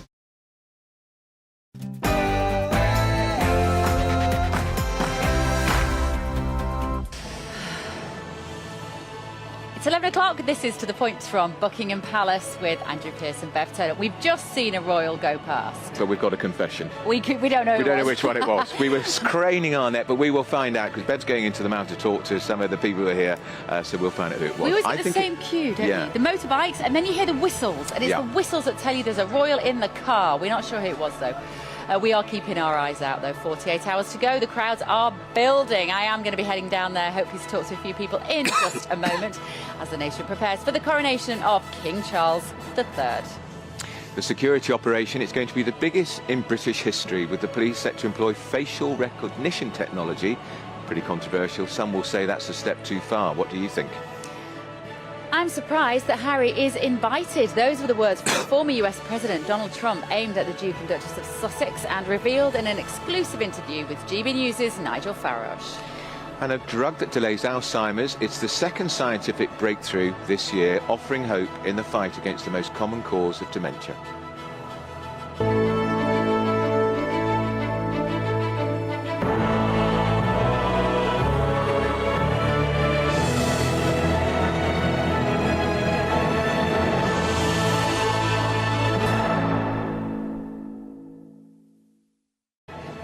I think Andrew might be choking on a jammy dodger. We have luxury snacks, only luxury snacks here at GB News. Oh, the best, you know. £1.25. Yeah. No expense spared. Look, the Queen was parsimonious. She would approve of cut price biscuits. But we haven't the right container for them. We need Tupperware. We need Tupperware, yes. That's right. Let us know what you think about everything we're discussing this morning. GB Views at gbnews.uk. But first, let's get you up to date with all the latest news with Rhiannon Jones.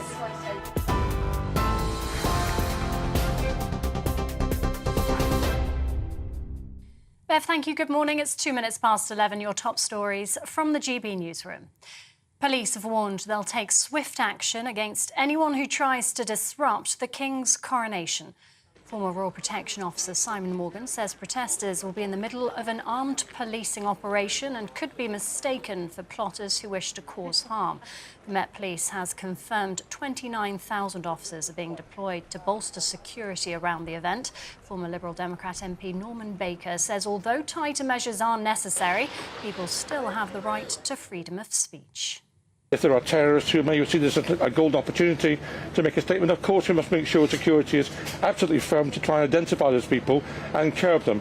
But it's also important that the police understand that the criminality which may occur is perfectly proper to stop and to curb, but that's different from legitimate, legal, peaceful protest, which should not be curbed. It's very important that people do allow peaceful protest. And let me be clear for the viewers, this is not about whether you agree with them or not. Yes. This is about the right to protest in this country. Ukraine's president says Russia's Vladimir Putin must be brought to justice for the war in his country. Volodymyr Zelensky made the comments during a meeting at The Hague, where the International Criminal Court is based. It comes after the war-torn country said it shot down 18 of 24 drones in an overnight attack. It follows a strike on the Kremlin, with Moscow accusing Kyiv of trying to assassinate President Putin. President Zelensky says he wants to see the Russian leader brought to justice. Of course, we all want to see different Vladimir here, in The Hague. The one who deserves to be sentenced for these criminal actions right here in the capital of the international law.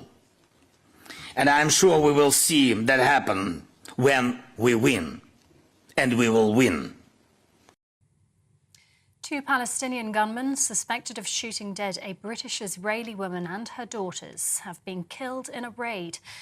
Maya and Rena D, who were 20 and 15, died in the West Bank when their car was targeted last month. Their mother, Lucy D, died in hospital a few days later.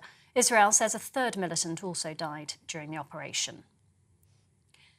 Former US President Donald Trump is in Ireland. It follows his visit to Scotland, where he told GB News he's surprised Prince Harry received an invite to the coronation. In an exclusive interview with Nigel Farage, Mr. Trump also called President Joe Biden disrespectful for his decision not to attend the historical event on Saturday. He's not running the country. He's now in Delaware sleeping. He can't even come to your coronation as a country. Your coronation's a big event. Hopefully that won't take place for another long time. He'll live a good life and she'll live a good life and it'll be a long time. But that's a big event. That's a big event. And when you have somebody that's going to be sleeping instead of coming to the coronation as president of the United States, I think that's a bad thing. The government has announced the final UK evacuation flights have left Sudan. The 2 flights took off late last night and early this morning. The government had previously said the last plane would leave on Wednesday, with British officials who've been working on the evacuation expected on board. But the Foreign Office says there'll be no further extensions. Voting is underway in the local elections, with millions of people expected to take part. Around 8,000 seats are up for grabs. 4 mayoral elections are also taking place: Bedford, Leicester, Mansfield and Middlesbrough. It's the first time voters are required to show photo ID, such as a passport or driver's licence, in order to cast a ballot. Polls close at 10 this evening, with the results announced tomorrow. A UK regulator has launched a review of artificial intelligence. The report will look at the tools and algorithms used to train computers to process and analyse data. The Competition and Markets Authorities focusing on competitiveness and consumer protection. It aims to ensure the developing technology isn't misleading people nor giving them false information. 40% of inmates in a Scottish prison say they have been abused, threatened, bullied or assaulted by staff. A review also found only 29% of the inmates said they felt safe. Inspectors who visited HMP Addiwell have raised concerns about the safety and security of the facility. A spokesperson for the prison says they accept full responsibility and they must improve. Travellers from Heathrow Airport can expect disruption and delays as security guards take further industrial action. That's after last-minute talks over a pay dispute failed yesterday. 1,400 Unite Union members have started a 3-day walkout today. It's part of an 8-day programme of strikes throughout the month. Labour and the Lib Dems have called for a robust windfall tax after oil giant Shell reported a profit of £7.66 billion in the first quarter of this year. Shell joined rivals BP in significantly beating expectations. The profits dropped slightly from the previous quarter as energy prices cooled, but it's still making almost £1.4 billion more than expected. More than 500,000 people have applied for a ballot place to take part in the London Marathon next year. That's a new world record. Almost 580,000 applications were received before the deadline on April the 28th. It's the first time any marathon ballot has received more than 500,000 entries. And 6 green apprenticeships have been selected to mark the King's coronation for their contribution in creating a low-carbon economy. They include low-carbon heating technicians, countryside workers and forest craftspeople. It's hoped they'll encourage more people to work in the green industry. It also aims to ensure the country's workforce is equipped with the skills needed to support the transition to net zero. The government and employers will use the Coronation emblem to promote the apprenticeships selected as the gold standard for green skills training. This is GB News. We'll bring you more as it happens now, though. It's back to Bev and Andrew.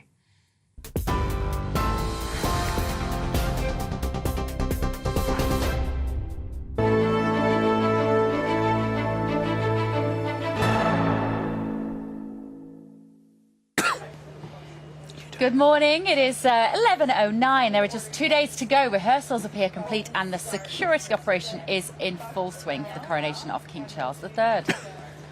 The Prince and Princess of Wales seem determined to enjoy the build-up. They're going to a pub, the Dog and Duck in Soho, where I know what's going to happen. They're going to be mobbed by gays.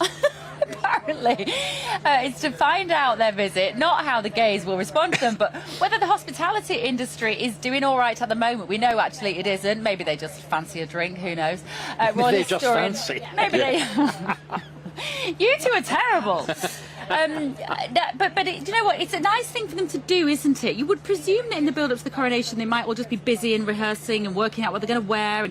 But I do like the fact that they're getting out amongst the public. Well, they're not only getting out, they're inviting the public into the palace. The extraordinary fact that you had a garden party of thousands there last night. Yes. I mean, again, you know, the degree of organisation, the willingness to submit yourself to timetables almost as demanding as ours. You know. And of course, not quite. and of course, the King and Queen Consort were in Westminster Hall the other day for a social event with MPs, and that's desperately because... making up for the fact that the MPs were not invited to the coronation and trying to smooth this real resentment. And don't forget, the peers are in huge revolt because they were all there pledging their allegiance to Her Majesty in 1953 in their ermine finery.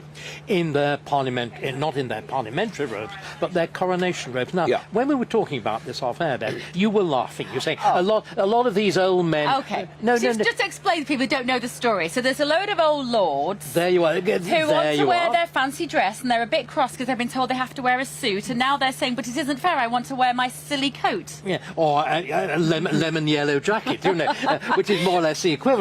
But it's very easy to mock, and you mock beautifully, and therefore that's why I wanted you to repeat. You did exactly what I wanted. You repeated the mockery. But remember, a coronation is theatre.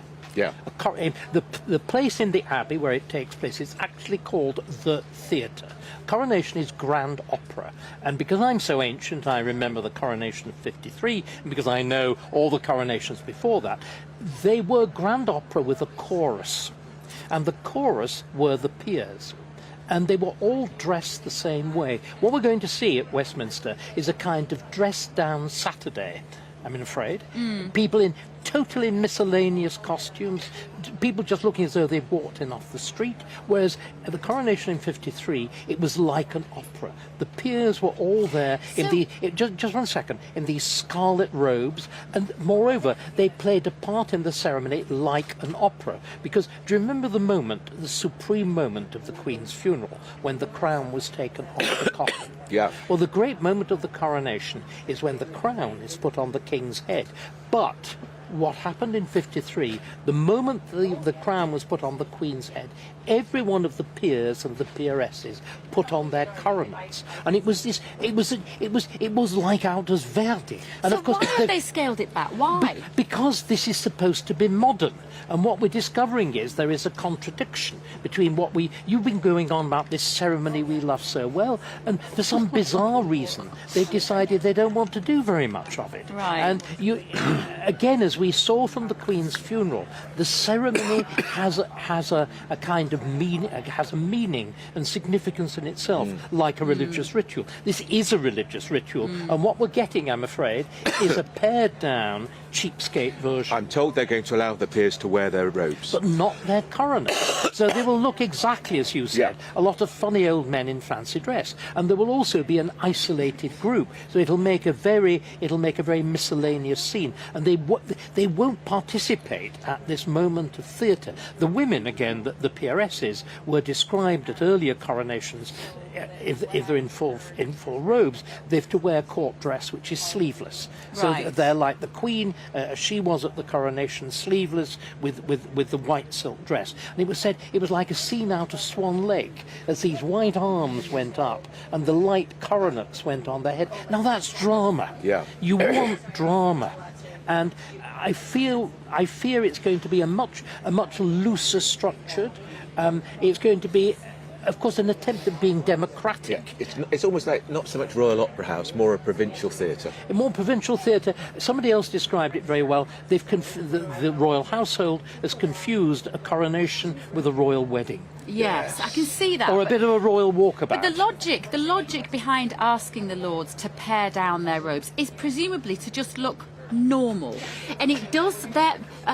You mean normal?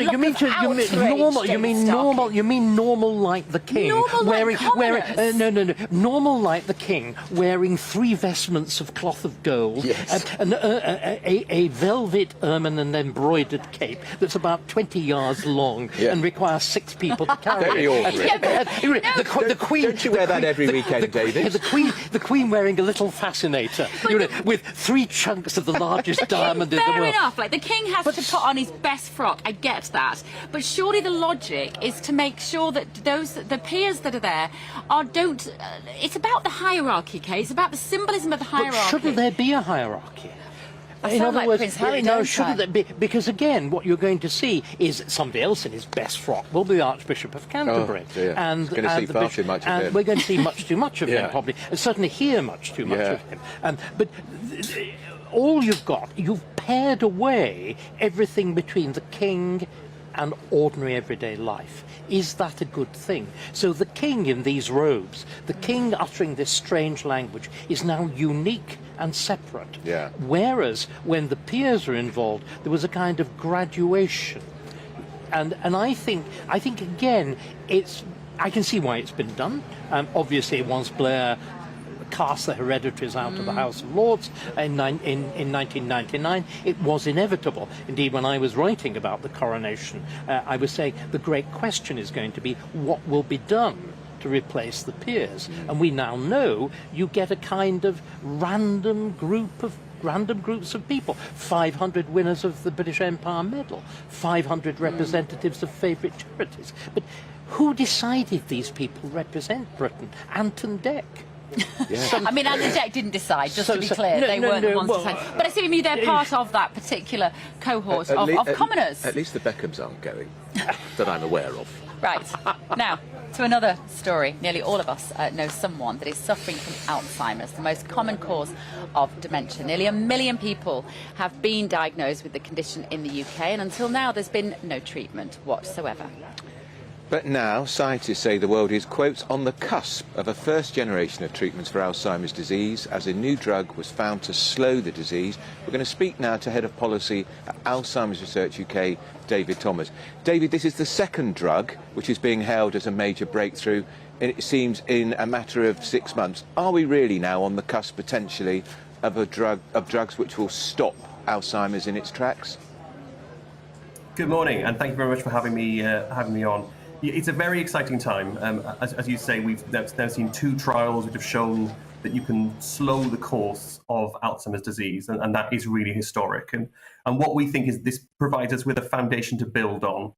This drug, donanemab, and the previous drug that we saw data about last year, lecanemab, the benefit we see from that drug is modest. It's slowing the course of the disease. It's not stopping it. There are some side effects which go along with it, so it's not a perfect drug by any stretch of the imagination, but it really is answering from a scientific point of view, showing us that research is starting to bear fruit and gives us a platform to build on so that we eventually can look forward to everyone with dementia being able to benefit from a range of different treatments. And David, we have we talk about these drugs. How quickly do you think they could be available? How quickly can they be trialled on a large scale? So both of the drugs that I've just mentioned have been trialled in a big, what's called a phase 3 trial. So that's a later stage trial, looking at about 2,000 people. The process that they are now heading into is the approval process for regulators across the world to decide whether they are safe and effective for use in people with early Alzheimer's disease, and then health systems need to decide whether they can pay for those drugs and how they roll them out. So there is still a long road to travel. We wouldn't expect people in the UK to benefit from this drug donanemab until 2025 at earliest. But it is progress, and we are moving in the right direction, I would say. I know a lot of people watching will know people who've got Alzheimer's. They're worrying themselves they're going to get Alzheimer's. My own father had Alzheimer's. They'd be worrying, will these drugs, you think, in your view, David, would they be available on the NHS in the same way we get our antibiotics? I think there are definitely challenges with that. So obviously we need regulators to decide whether they are safe and effective first. That's really important. But then there are some things which I think the NHS will need to do to make sure that people can benefit from these treatments. And I think the key thing is it relies on early and accurate diagnosis of Alzheimer's disease. And we need to be using the kind of cutting edge diagnostic tools to give that. That's not being routinely done at the moment. So that, I think, is the big hill that the NHS has to climb. These drugs, as I said, they have sort of safety issues which need to be managed in the right way. So that involves regular MRIs. They're given intravenously by a drip. So then space needs to be found for that. So there are some kind of big service challenges, which is why we're saying to the NHS, you need to start preparing for this now and finding solutions to this now, because as you say, the need is so great. There's 1 million people living in the UK. It has a devastating impact on those people with dementia and on their families. So we need a health system which is looking at the best way of ensuring these drugs are rolled out as soon as possible. All right, David, well, that's exciting times. That's David Thomas from the Alzheimer's Society. Now, the Coronation Countdown continues here on GB News. We'll be speaking to a very special attendee. Bev's in the Mall, speaking to eager Beaver Royal lovers. You're with GB News at Buckingham Palace. I'm Andrew Pearce, still with the eminent historian David Starkey. I joined GB News because I was sick and tired of not hearing my views being represented, not just mine, but so many people that I knew and spoke to. I just couldn't get my voice out there. I couldn't say anything. I couldn't do anything. Whatever the narrative was, I kind of had to follow it. GB News is there to provide a voice for those who have been ignored by the establishment media. We think different things, we've got a different style. GB News is here to be optimistic and positive about the future. It's real kind of dynamic and flowing, with the audience very much at the heart of it, like a big family. Here at GB News, we talk about the things that matter to you. Hearing the voices from right across our towns and cities, especially our towns. All sides of the argument represented with a heavy dose of opinion. We're on a mission here to make a difference. And the GB News family really is here for you, and whatever time of day you can watch or listen. Britain's watching. Britain's watching. We're proud to be GB News. The People's Channel. Britain's news channel. Westminster is going around in ever-decreasing circles, followed by the media. Britain is broken. How on earth did we get into this mess? But more importantly, how do we get out of it?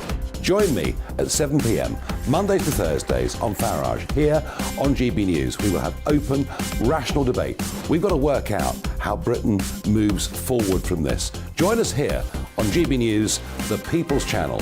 Britain is watching.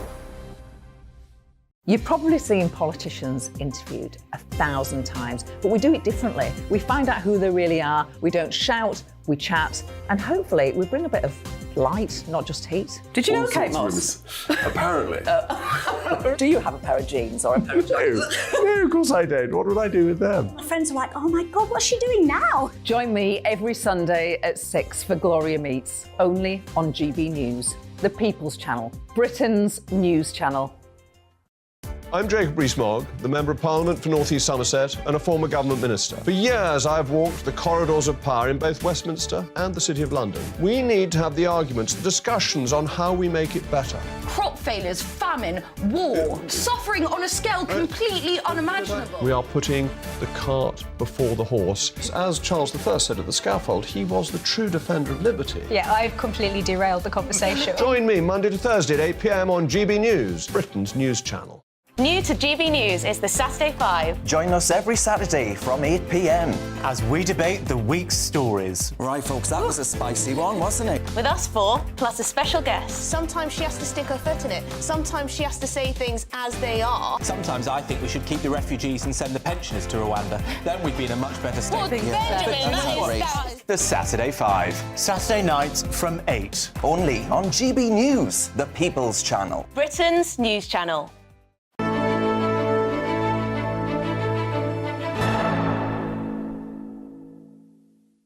It's 10:23 with Andrew Pearce and Bev Turner on GB News. This is to the point we're at Buckingham Palace, just a couple of days away now from the great event. David Starkey, in the service there will be various prayers at various points, prayers that we will know so well, the Lord's Prayer. Innovation again. Is it a good innovation? If you're French, German, Spanish, you can say the prayer. You're going to be encouraged, in fact, to say the prayer in your native tongue. Or Gaelic, or Welsh, or whatever. In fact, this is one of the things that really worries me. What does it sound like when suddenly an entire cathedral is people perhaps speaking in 20 different languages? Yeah. It sounds to me like the Tower of Babel.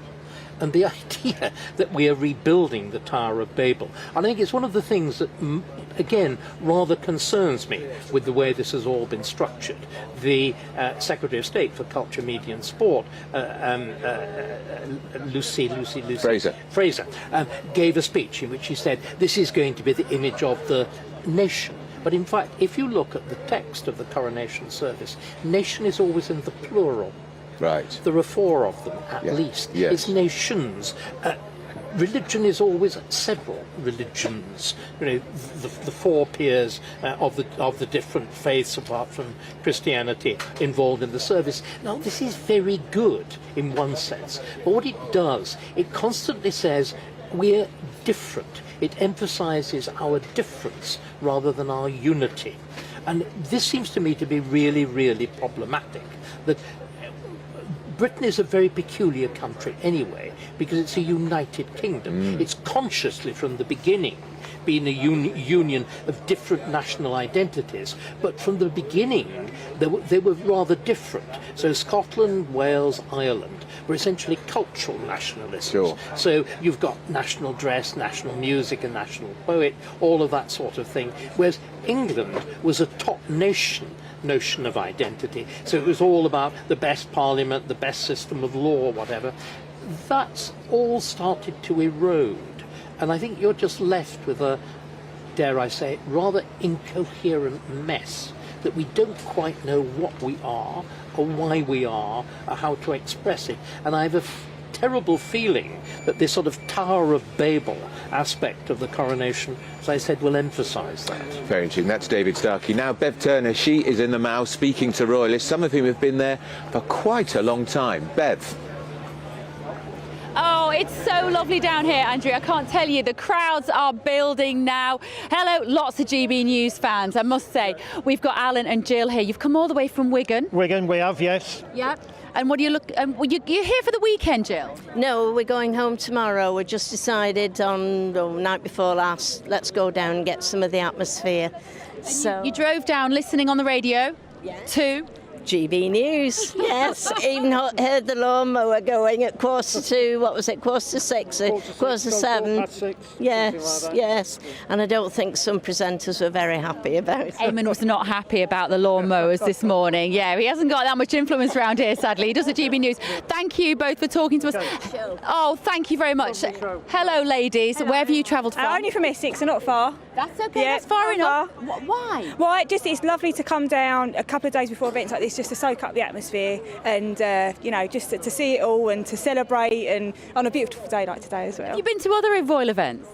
Yes, we have, haven't we? We've been sort of a couple of days before, and on Sunday I'm going to the concert as well. Are you? Yes, I'm really lucky and I'm so excited. You're not taking me, so I've got the How did you get the ticket for that? Today. On the ballot, I was very lucky on the first ballot to get the tickets. Yeah, I couldn't believe it. I really couldn't. It was wonderful. Amazing. Yeah. And you've got your red, white and blue on, ladies, looking absolutely fabulous. Right, moving down our queue. Have a wonderful weekend. Hello, how far have you travelled from? I'm from Cornwall. I'm from Canada. I'm Mary Jane, and we met at the Platinum Jubilee last year, but I've camped out since 1977 for the Silver Jubilee.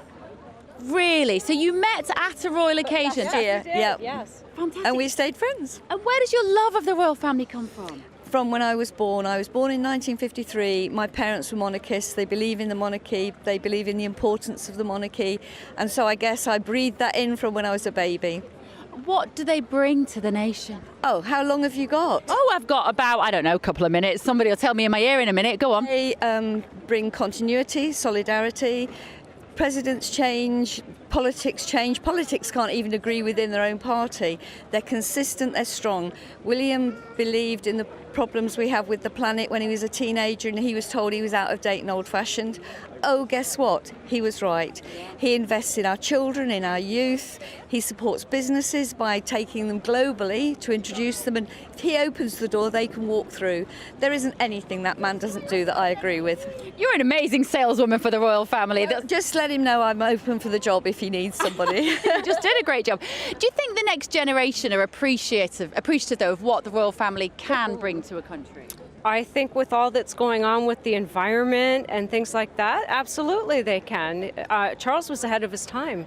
His views are more, I think, of that generation, to be quite honest, yes. And do you feel that it's in safe hands going forward with Prince and Princess of Wales, William and Kate? I'm reluctant to say Harry and Meghan.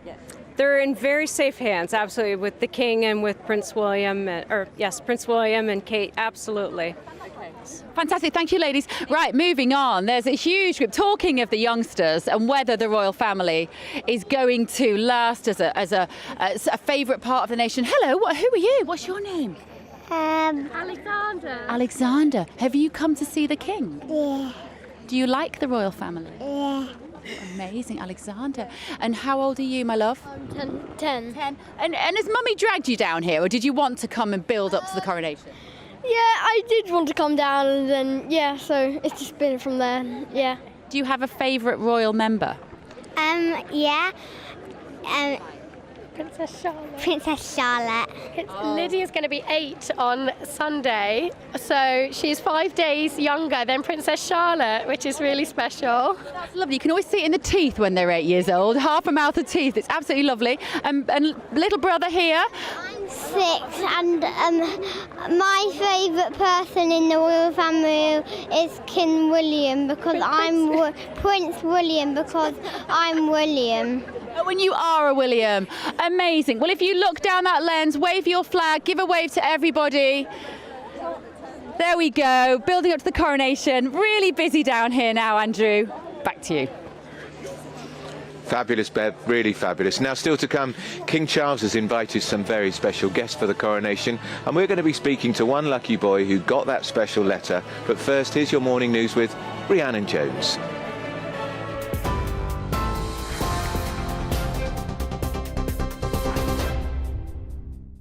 Andrew, thank you. It's 11:31. Your top stories from the GB newsroom. Police have warned they'll take swift action against anyone who tries to disrupt the King's coronation. Former Royal Protection Officer Simon Morgan says protesters will be in the middle of an armed policing operation and could be mistaken for plotters who wish to cause harm. Met Police has confirmed 29,000 officers are being deployed to bolster security around the event. Former Liberal Democrat MP Norman Baker says although tighter measures are necessary, people still have the right to freedom of speech. Ukraine's President Volodymyr Zelensky says Russia's Vladimir Putin must be brought to justice for the war in his country. He made the comments during a meeting at The Hague, where the International Criminal Court is based.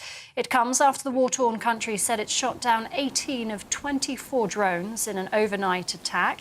It follows a strike on the Kremlin yesterday, with Moscow accusing Kyiv of trying to assassinate President Putin. 2 Palestinian gunmen suspected of shooting dead a British-Israeli woman and her daughters have been killed in a raid in the West Bank. Maya and Rina D, who were 20 and 15, died when their car was targeted last month. Their mother, Lucy D, died in hospital a few days later. Israel says a 3rd militant also died during the operation. And voting's underway in the local elections, with millions of people expected to take part. Around 8,000 seats are up for grabs. 4 mayoral elections are also taking place: Bedford, Leicester, Mansfield and Middlesbrough. It's the first time voters are required to show photo ID in order to cast a ballot. Polls close at 10 this evening, with the results announced tomorrow. TV online, DAB digital and TuneIn radio. This is GB News.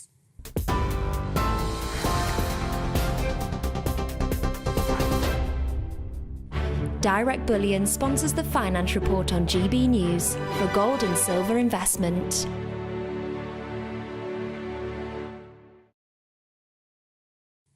Here's a quick snapshot of today's markets. The pound will buy you $1.2572 and €1.1377. The price of gold is £1,621.46 per ounce, and the FTSE 100 sits 7,737 points. Direct Bullion sponsors the Finance Report on GB News for physical investment. Monday to Thursday nights on GB News. At 6, it's Dubes & Co. 7 o'clock, Farage. At 8, join Jacob Rees-Mogg. And at 9, Dan Wootton Tonight, followed by Headliners. On TV, radio and online. This is GB News.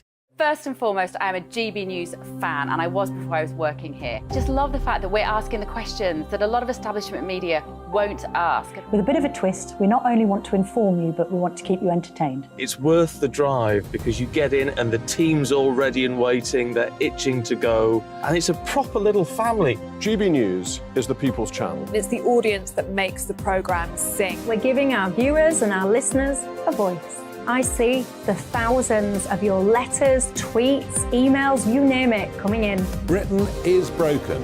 How on earth did we get into this mess? But more importantly, how do we get out of it? The establishment had their chance. Now we're here to represent you. It's time for something different. It's time for GB News. I'm very patriotic. I believe in Britain. Our best days lie ahead. Britain's watching. Britain's watching. Join us here on GB News. The People's Channel. Britain's news channel. Join me, Patrick Christie's, Monday to Friday, 3 till 6. We tackle the day's news agenda like you've never seen before. It's high tempo, high octane, the most controversial topics, and the best guests. You will not be able to take your eyes and ears off it. I'm not afraid to ask the questions that you really want answered. 3 till 6 p.m, Monday to Friday on GB News, the People's Channel, Britain's news channel. GB News has its own late-night paper preview show, Headliners, where comedians take you through the next day's top news stories. You don't have to bother reading the newspaper, we've got it covered for you. Headliners, every night at 11 p.m, and repeated every morning at 5 a.m. We won't send you to sleep like some of the other paper review shows out there. GB News, the People's Channel, Britain's news channel. Join me, Camilla Tominey, on Sunday mornings from 9:30, taking the politicians to task and breaking out of SW1 to see how their decisions are affecting you across the UK. Bursting the Westminster bubble every Sunday morning, only on GB News, the People's Channel. Britain's watching. Hello, I'm Calvin Robinson. Do not miss my Common Sense Crusade Saturdays at 7 p.m.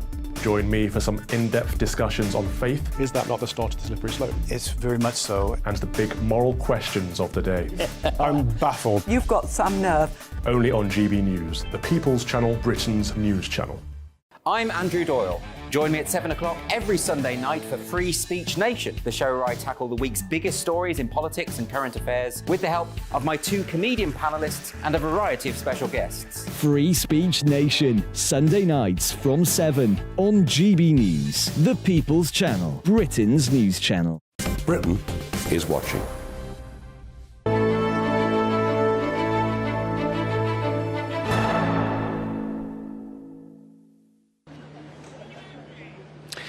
Well, it's 11:37. It's you're with To The Point on GB News. We're at Buckingham Palace, bathed in glorious sunshine, just 2 days away now from the coronation, at which there'll be some very special guests invited by the King in thanks for their service to the community. Among them is 17-year-old Sahil Usman from Blackburn. He's been given the all clear for cancer leukemia, but despite his illness, he spent much of the pandemic delivering food parcels to the elderly, and he joins us now.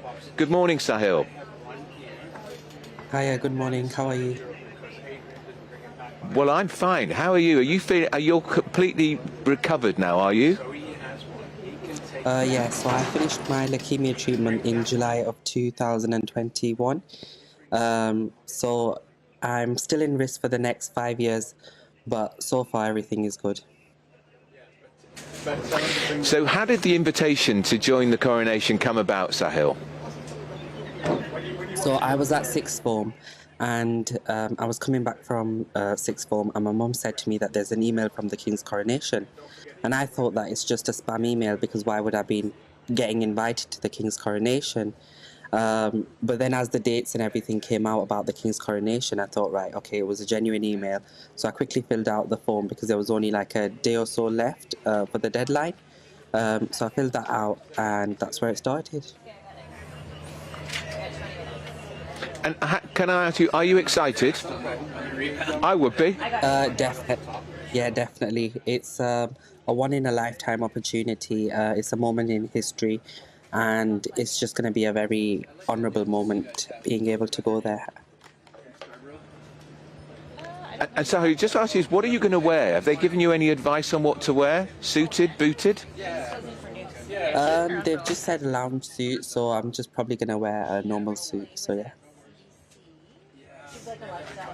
All right, well, listen, I hope you have a really special day. That's Sahil Usman. David Starkey, we've talked a lot about the lineup. Those sort of stories are heartwarming. A lad who was really sick, and despite being really sick, was giving out food during the pandemic. Nice that he's being honoured in this way. It is. On the other hand, he is a local figure. Yeah. He's not a national figure. This surely is a national event. And I think the balance has gone too far in one direction. That's all. Of course it's a wonderful story. Yeah. Of course he's exactly the kind of citizen we want. That's absolutely true. And it's right that it be honoured. But... Yeah. I've hot-footed it, as you can see, back from being amongst the crowds down there. The people. The people. Lots of GB News people. Who are adoring you, yes. A lot of GB News fans. I did say, if you are going to be in London, come down and say hello to us at GB News. Well, that meant I slightly regretted that down there. No, I didn't. I'm joking. Lies. The listeners, meet the viewers. I think they were there to see me, not you, Andrew. I'm sure that's right. But, Andrew's just jealous. Totally jealous. Yeah. But, great enthusiasm. It's incredible down there. They're clearly closing off some of the areas closer to the palace now, with 48 hours to go or thereabouts. But it hasn't dampened the enthusiasm, David. It still surprises me. I can't lie, it does surprise me when you see them travelling to be close to it. It's like a pilgrimage. That's right, people want to be part of it. Monarchy has many of the same features as religion. So what's going on in the Abbey on Saturday is kind of politico-religious. Yes. The very fact that the monarch is anointed, wears semi-priestly vestments. But it's this, again, it's as with the Christian God. The Christian God is a person. He's not an abstraction. Jesus is a person that people can feel. I speak as an atheist, that people feel they can know. What the magic of monarchy is, it means that the state isn't this faceless bureaucracy of a republic. It is a person. It's an individual with character that one may like or dislike, one respects or doesn't. But you can only feel strongly about an individual. If you feel about an abstract entity, I think that's when things become very dangerous. Remember, one of the reasons that we avoided in the earlier 20th century the terrible political violence, the ferocious nationalism that tore apart the countries of continental Europe was you didn't fight for England in the First World War, you fought for king and country. King and country. And it's this, and I think it's so easy to mock You know, the Republican mocks very easily. It's very easy to scoff. If you're sophisticated, it seems, dare one say it, those poor people sitting in their tents. We shouldn't. They're representing something fundamental. Politics, human society is not simply rational. The problem with republicanism, it assumes that human beings are simply rational. Yeah. We are not. Love is the most powerful of emotions, and I think every one of us here knows in very different fashions and in very different ways, that is what finally drives you. And there's a wonderful phrase of the greatest of English political philosophers: to love your country must be lovely. It must be worthy of love. And you see, I think, very deliberately with the late Queen, with the present King, their extraordinary awareness of that fact. Very interesting. Okay. Oh, fabulous. David Starkey, here's one. Words just wash over you, don't Staying with here Jackets till off, 2 it's hot, o'clock. And of sunny course, here now. you're going to be here of the day of the coronation. Really important. All day. All day. All day. Right. He said, with a certain sense of world weary. Yes. Okay, back to our guest in the studio now. A bombshell revelation in today's Sun newspaper that Sue Gray was still working on Partygate after starting secret talks to become Keir Starmer's Chief of Staff. Outrageous. Outrageous. Deputy Political Editor of The Mirror, Ben Glaze, is with us, and also a broadcaster and columnist, Carol Malone. Good morning, both. Ben, let me come to you first on this. This is a revelation. This means she shouldn't be working with the Labour Party in any way now, should she? Well, it's certainly going to keep the row rumbling on. Obviously, she hasn't taken up the post yet as Keir Starmer's Chief of Staff, but Labour believes she will be able to in the next few months. But what this story in The Sun talks about is that there's a paper trail suggesting that after she'd spoken to, or at least had discussions with the Leader of the Opposition's office, if not himself, in October, she then received a report dealing with Partygate in November, so days or even several weeks after she'd had initial contact with Labour. Now, they would say that that meant she was impartial. She was no longer impartial, the Conservative Party might claim. And the fact that she was dealing with Partygate while speaking to the Labour leader or his officials about taking up a post to become his Chief of Staff at a later date. Now, yesterday, after the Prime Minister's questions, the Prime Minister's press secretary was asked what they felt about, what the Prime Minister felt about Sue Gray not cooperating with a Whitehall inquiry or review of what went on. And they said they were disappointed that she hadn't taken part. She's, of course, dealing with a formal ACABA process about when she can take up an appointment. Carol, can I ask you, we're finding out about just how deeply enmeshed Sue Gray was with the Labour Party at the same time as doing Partygate through the media. This woman has a duty, or Keir Starmer has a duty, to tell us. We shouldn't have to keep finding out because reporters are doing a very good job.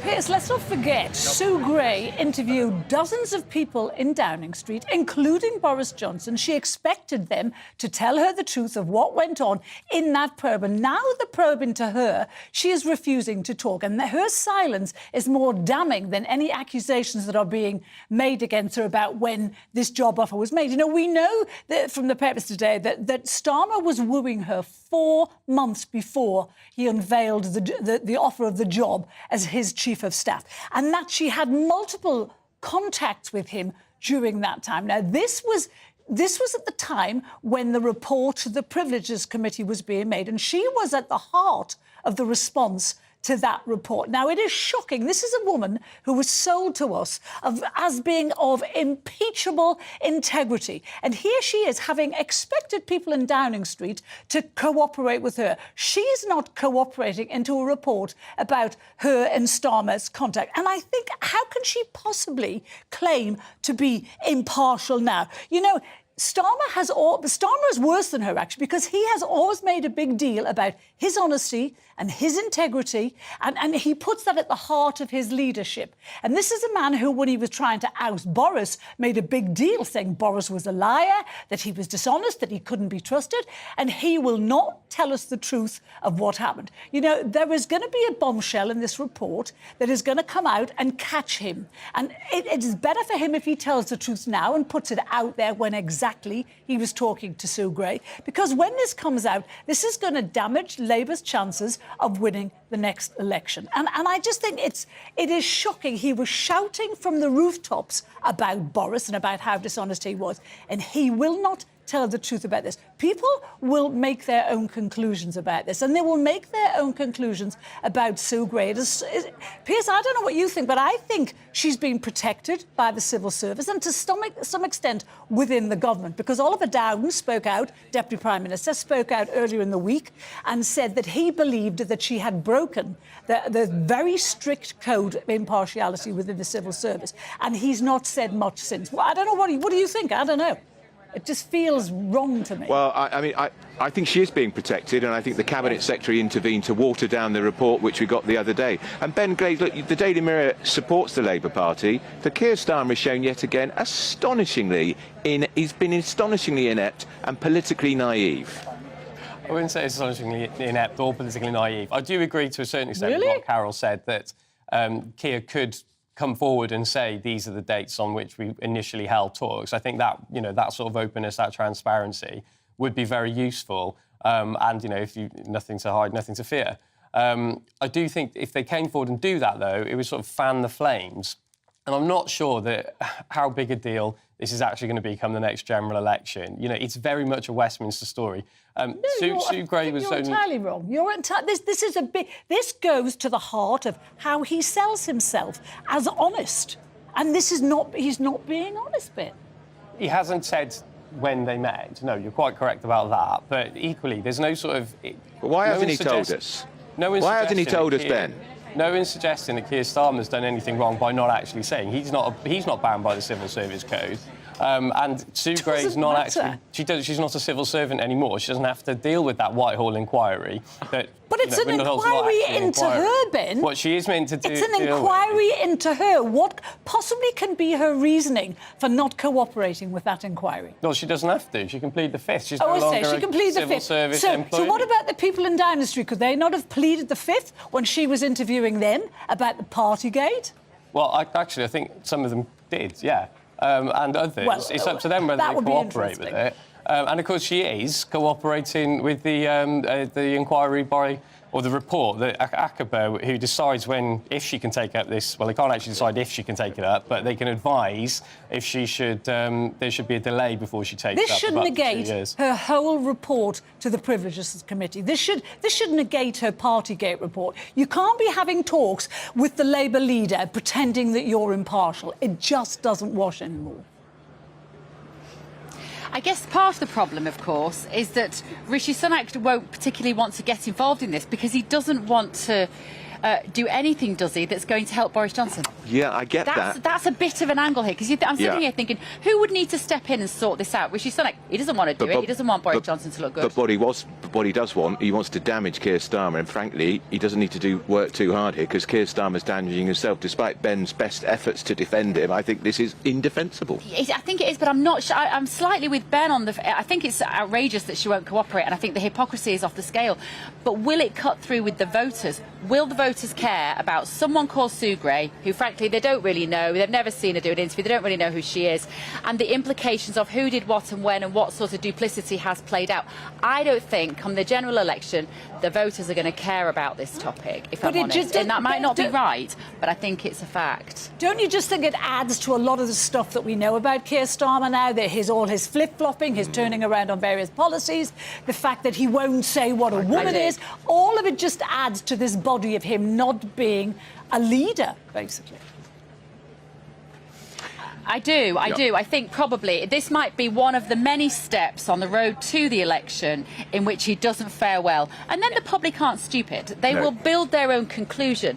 In terms of this being a brick in the wall on the way to the next general election, I think it might be one of the first. We've got to let Carol Malone and Ben Graves go now, because we want to spend the last couple of minutes of the programme with David Starkey. I would love to talk to you at length about Keir Starmer, but I'd rather talk to you about the King and the Queen. Rather, the King a little more important. Yes, I think they are. Do you think people are ready for Queen Camilla? as they ever will be, to be quite blunt. I think what we need is simply to get used to it. Yes. I mean, I don't know about you. I found it very difficult for several months to stop saying Prince Charles. Yeah, we still do sometimes, I mean, your tongue still trips over, because after all, the whole of my lifetime, I've known him as Prince Charles. And when I read in print the Queen, I think, but she's dead. And then I realise we're talking about Camilla. Exactly. And all of these things are matters of habit. And again, it's been handled really rather cleverly, hasn't it? There is that Chinese proverb, gently, gently, killy baby. Well, I think it's been very much gently, gently, inventi Queen Camilla. Yeah. You know, she would, of course, she's only going to be Princess. Well, we couldn't really think of even her as Princess. It should be Princess Consort. Then the Queen. Remember, this is so centrally due to the Queen. Yeah. The fact it's happened, her saying firmly, it is Queen my wish. Consort, but did she mean that to then become the Queen? She knows well enough that the one leads to the other, She does, as they say. Because every Queen Consort has become Queen. Well, no, the title Queen Consort has never been used. Exactly. You just talk about the King and Queen. Yeah. The reason we needed to use it was simply to distinguish. As you said, the word the Queen, not only in England, but in France and throughout the world, meant one woman, Elizabeth II. And even though she's dead, that word is sort of, it's spoken for. It was very much the same why Camilla was not made Princess of Wales. There was only one Princess of Wales, Diana. even when she was dead. And it was a kind of speaking ghost. And slowly, Camilla has sort of nudged the ghost aside. What we were talking about, divorce, and on the one hand, the ugliness of divorce, but then equally the reconciliation and the creation of the blended family, which most of us have to live with. Absolutely, and the kind of the triumph of common sense, I think, in that situation, and the fact that she keeps King Charles very happy. I think. I remember being told a long time ago, when Camilla's around, Prince Charles is no longer scratchy. I think he gets a bit scratchy. We did see that with the pens. Remember at the accession council? With pens. Yes, scratchy with pens. We when saw they it. spurt. And of course, she stepped in, if you call it, and handed him a pen. Calm down, dear. And then used the pen immaculately herself. I mean, I thought there was a certain element of put down, which I think probably works in the relationship. Well, it has been lovely here this morning. The sun is out. The crowds are building up again. Lots of people down here with their cameras. I think you're done for the week. I am. I am going to be back here tomorrow morning at 9:30 for the final 24 hours before the coronation. Have a good coronation. Have a great weekend. Coming up next is GB News Live with Mark Longhurst. This is To The Point with Andrew and Bev on Britain's News Channel.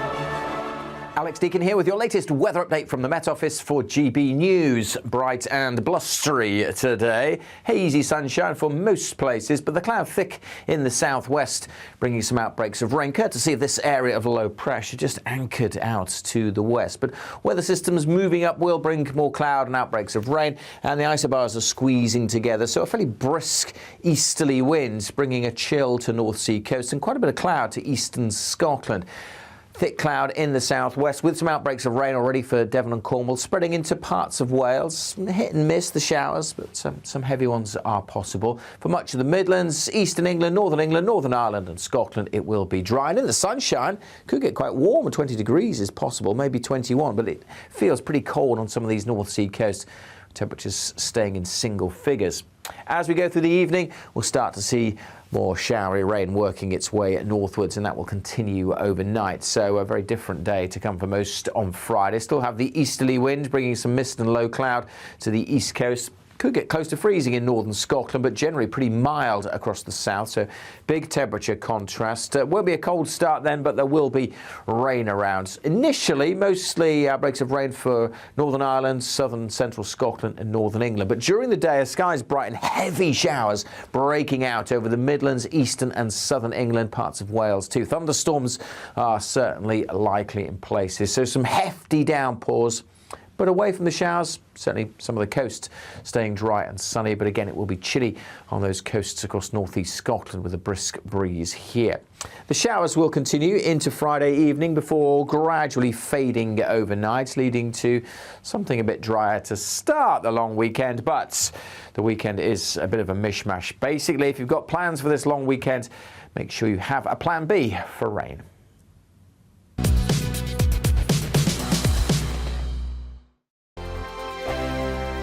It's all about family, being in people's living rooms, all the interaction and getting to know who our viewers and listeners are. When I was young, my dad used to say, "Nana, stop arguing." I wanted an outlet that would enable me to give my opinion.